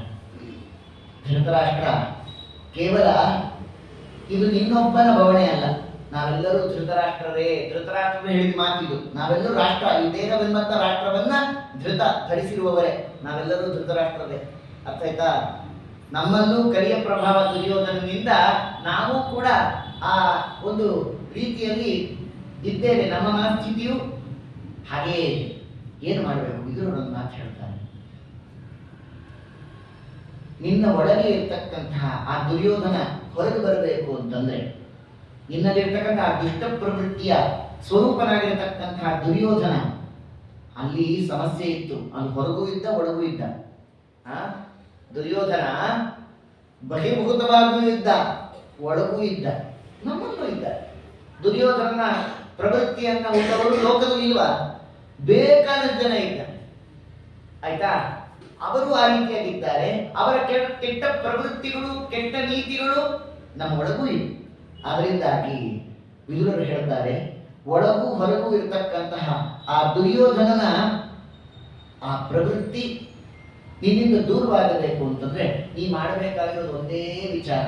ಏನು ಅಂದ್ರೆ, ಕೃಷ್ಣ ಪರಮಾತ್ಮನ ಅನುಗ್ರಹವನ್ನು ಸಂಪಾದಿಸಿ ಹೇಳ್ತಾರೆ. ಅದೊಂದೇ ನಿನಗೆ ಉಪಾಯ. ದುರ್ಯೋಧನನ ಆ ಕುತಂತ್ರಕ್ಕೆ ನೀನು ಬಲಿಯಾಗಬಾರದು. ದುರ್ಯೋಧನ ನೋಡಿದ ತಕ್ಷಣ ಎಲ್ಲ ನಿನ್ನ ಬುದ್ಧಿ ಭ್ರಮಣೆ ಆದಂತೆ ಆಗಬಾರದು ಅಂತಂದ್ರೆ ಶ್ರೀಕೃಷ್ಣ ಪರಮಾತ್ಮನ ಅನುಗ್ರಹವನ್ನು ಸಂಪಾದಿಸು ಅನ್ನುವಲ್ಲಿಗೆ ಮುಂದೆ ಕೃಷ್ಣ ಬರೋದು. ಉದ್ಯೋಗ ಪರ್ವದಲ್ಲಿ ಮುಂದೆ ಕೃಷ್ಣ ಬರತಕ್ಕಂಥದ್ದು ಬಂದು ನೋಡಿ, ಇದನ್ನ ಏನೋ ವಿಶ್ವರೂಪ ದರ್ಶನವನ್ನ ಪರಮಾತ್ಮ ಮಾಡಿಸ್ತಾನೆ, ದಿವ್ಯ ದೃಷ್ಟಿಯನ್ನು ಕೊಡ್ತಾನೆ. ನಿನಗೆ ದೃಷ್ಟಿಯನ್ನೇ ಕೊಡ್ತೇನೆ ಅಂತ ಕೃಷ್ಣ ಹೇಳಿದಾಗಲೂ ಆಗ ಧೃತರಾಷ್ಟ್ರ ಹೇಳ್ತಾರೆ, ನಿನ್ನನ್ನ ನೋಡಿದಂತಹ ಈ ಮಂಗಲ ಈ ಕಣ್ಣುಗಳು ಮತ್ಯಾವುದನ್ನು ನೋಡದೇ ಇರಲಿ ಅಂತ ಹೇಳಿ. ಹಾಗೆ ನಮಗೂ ಜೀವನದಲ್ಲಿ ಒಂದು ಸಂಕಲ್ಪ ಆಗಬೇಕು. ಏನು ಅಂತಂದ್ರೆ, ದೇವರನ್ನ ನೋಡ್ತಕ್ಕಂತಹ ಈ ಕಣ್ಣು ಮತ್ಯಾವುದು ಕೆಟ್ಟದ್ದನ್ನ ನೋಡದೇ ಇರಲಿ. ದೇವರ ಕಥೆಯನ್ನ ಕೇಳ್ತಕ್ಕಂತಹ ಈ ಕಿವಿಗಳು ಮತ್ಯಾವುದನ್ನು ಕೇಳದೇ ಇರಲಿ. ದೇವರನ್ನ ಮುಟ್ಟಿ ಪೂಜಿಸುವ ಈ ಕೈಗಳು ಮತ್ಯಾವುದೇ ದುಷ್ಟ ಪದಾರ್ಥದ ಸಂಸ್ಪರ್ಶನವನ್ನ ಮಾಡದೇ ಇರಲಿ. ದೇವರ ಮಂದಿರಗಳಿಗೆ ಮಾಧ್ವ ಸಂಘಕ್ಕೆ ಬರುವ ಈ ಕಾಲುಗಳು ಹೋಗಬಾರದ ಜಾಗಕ್ಕೆ ಹೋಗದೇ ಇರಲಿ. ನಮ್ಮ ಮನಸ್ಸು ಸದಾ ಪರಮಾತ್ಮನಲ್ಲಿ ಅನುರಕ್ತವಾಗಿರಲಿ ಅನ್ನೋದೇ ವಿದುರರ ತತ್ವ ಅಂತ ನಾವು ವಿಶೇಷವಾಗಿ ಚಿಂತಿಸಿಕೊಂಡು ನಾವೆಲ್ಲರೂ ಧೃತರಾಷ್ಟ್ರರು ದುರ್ಯೋಧನ ಆ ದುರ್ನಡತೆ ದುರ್ನೀತಿಯಿಂದ ದೂರವಾಗಿ ಪರಮಾತ್ಮನ ಪಾದಾರವಿಂದಗಳಲ್ಲಿ ಆಸಕ್ತವಾಗಲಿ ಅನ್ನೋದೇ ವಿದುರರ ತತ್ವ, ವಿದುರ ವ್ಯಕ್ತಿತ್ವ ಅಂತ ನಾವು ಚಿಂತಿಸ್ತಾ 3 ದಿವಸ ನಡೆದಂತಹ ಈ ವಿಶೇಷ ವಿದುರರ ಆ ವ್ಯಕ್ತಿತ್ವದ ಪರಿಚಯದ ವಿಚಾರವನ್ನ ಯಥಾಮತಿ ಹೇಳುವ ಪ್ರಯತ್ನ ಮಾಡಿದ್ದೇನೆ. ನೀವೆಲ್ಲರೂ ಅದನ್ನ ಬಹಳ ಸಂತೋಷದಿಂದ ತಾವೆಲ್ಲರೂ ಶ್ರವಣ ಮಾಡಿದ್ದೀರಿ. ಭಗವಂತ ಇನ್ನಷ್ಟು ಆ ಎಲ್ಲ ತತ್ವ ವಿಚಾರಗಳನ್ನ ನಮ್ಮ ಜೀವನದಲ್ಲಿ ನಮ್ಮ ಅರ್ಥಾನುಸಂಧಾನಕ್ಕೆ ತಂದುಕೊಡಲಿ. ಅದರಂತೆ ನಮ್ಮ ಜೀವನ ಧಾರ್ಮಿಕ ಪ್ರವೃತ್ತಿಯಲ್ಲಿ ಮುಂದುವರಿಯಲಿ ಅಂತ ಹೇಳ್ತಾ 2 ವಾಕ್ಯ ಸಮಾಚಾರಗಳನ್ನು ಅಸ್ಮದ್ಗುರುವಂತರ್ಗತ ಭಾರತೀಯರ ಮುಖ್ಯ ಪ್ರಾಣಸ್ಥನಾದ ಭಗವಂತನಾಡಿದವರಿಗೆ ಸಮರ್ಪಣೆ ಮಾಡೋಣ. ಶ್ರೀ ಕೃಷ್ಣಾರ್ಪಣಮಸ್ತು. ಹರೇ ನಮಃ.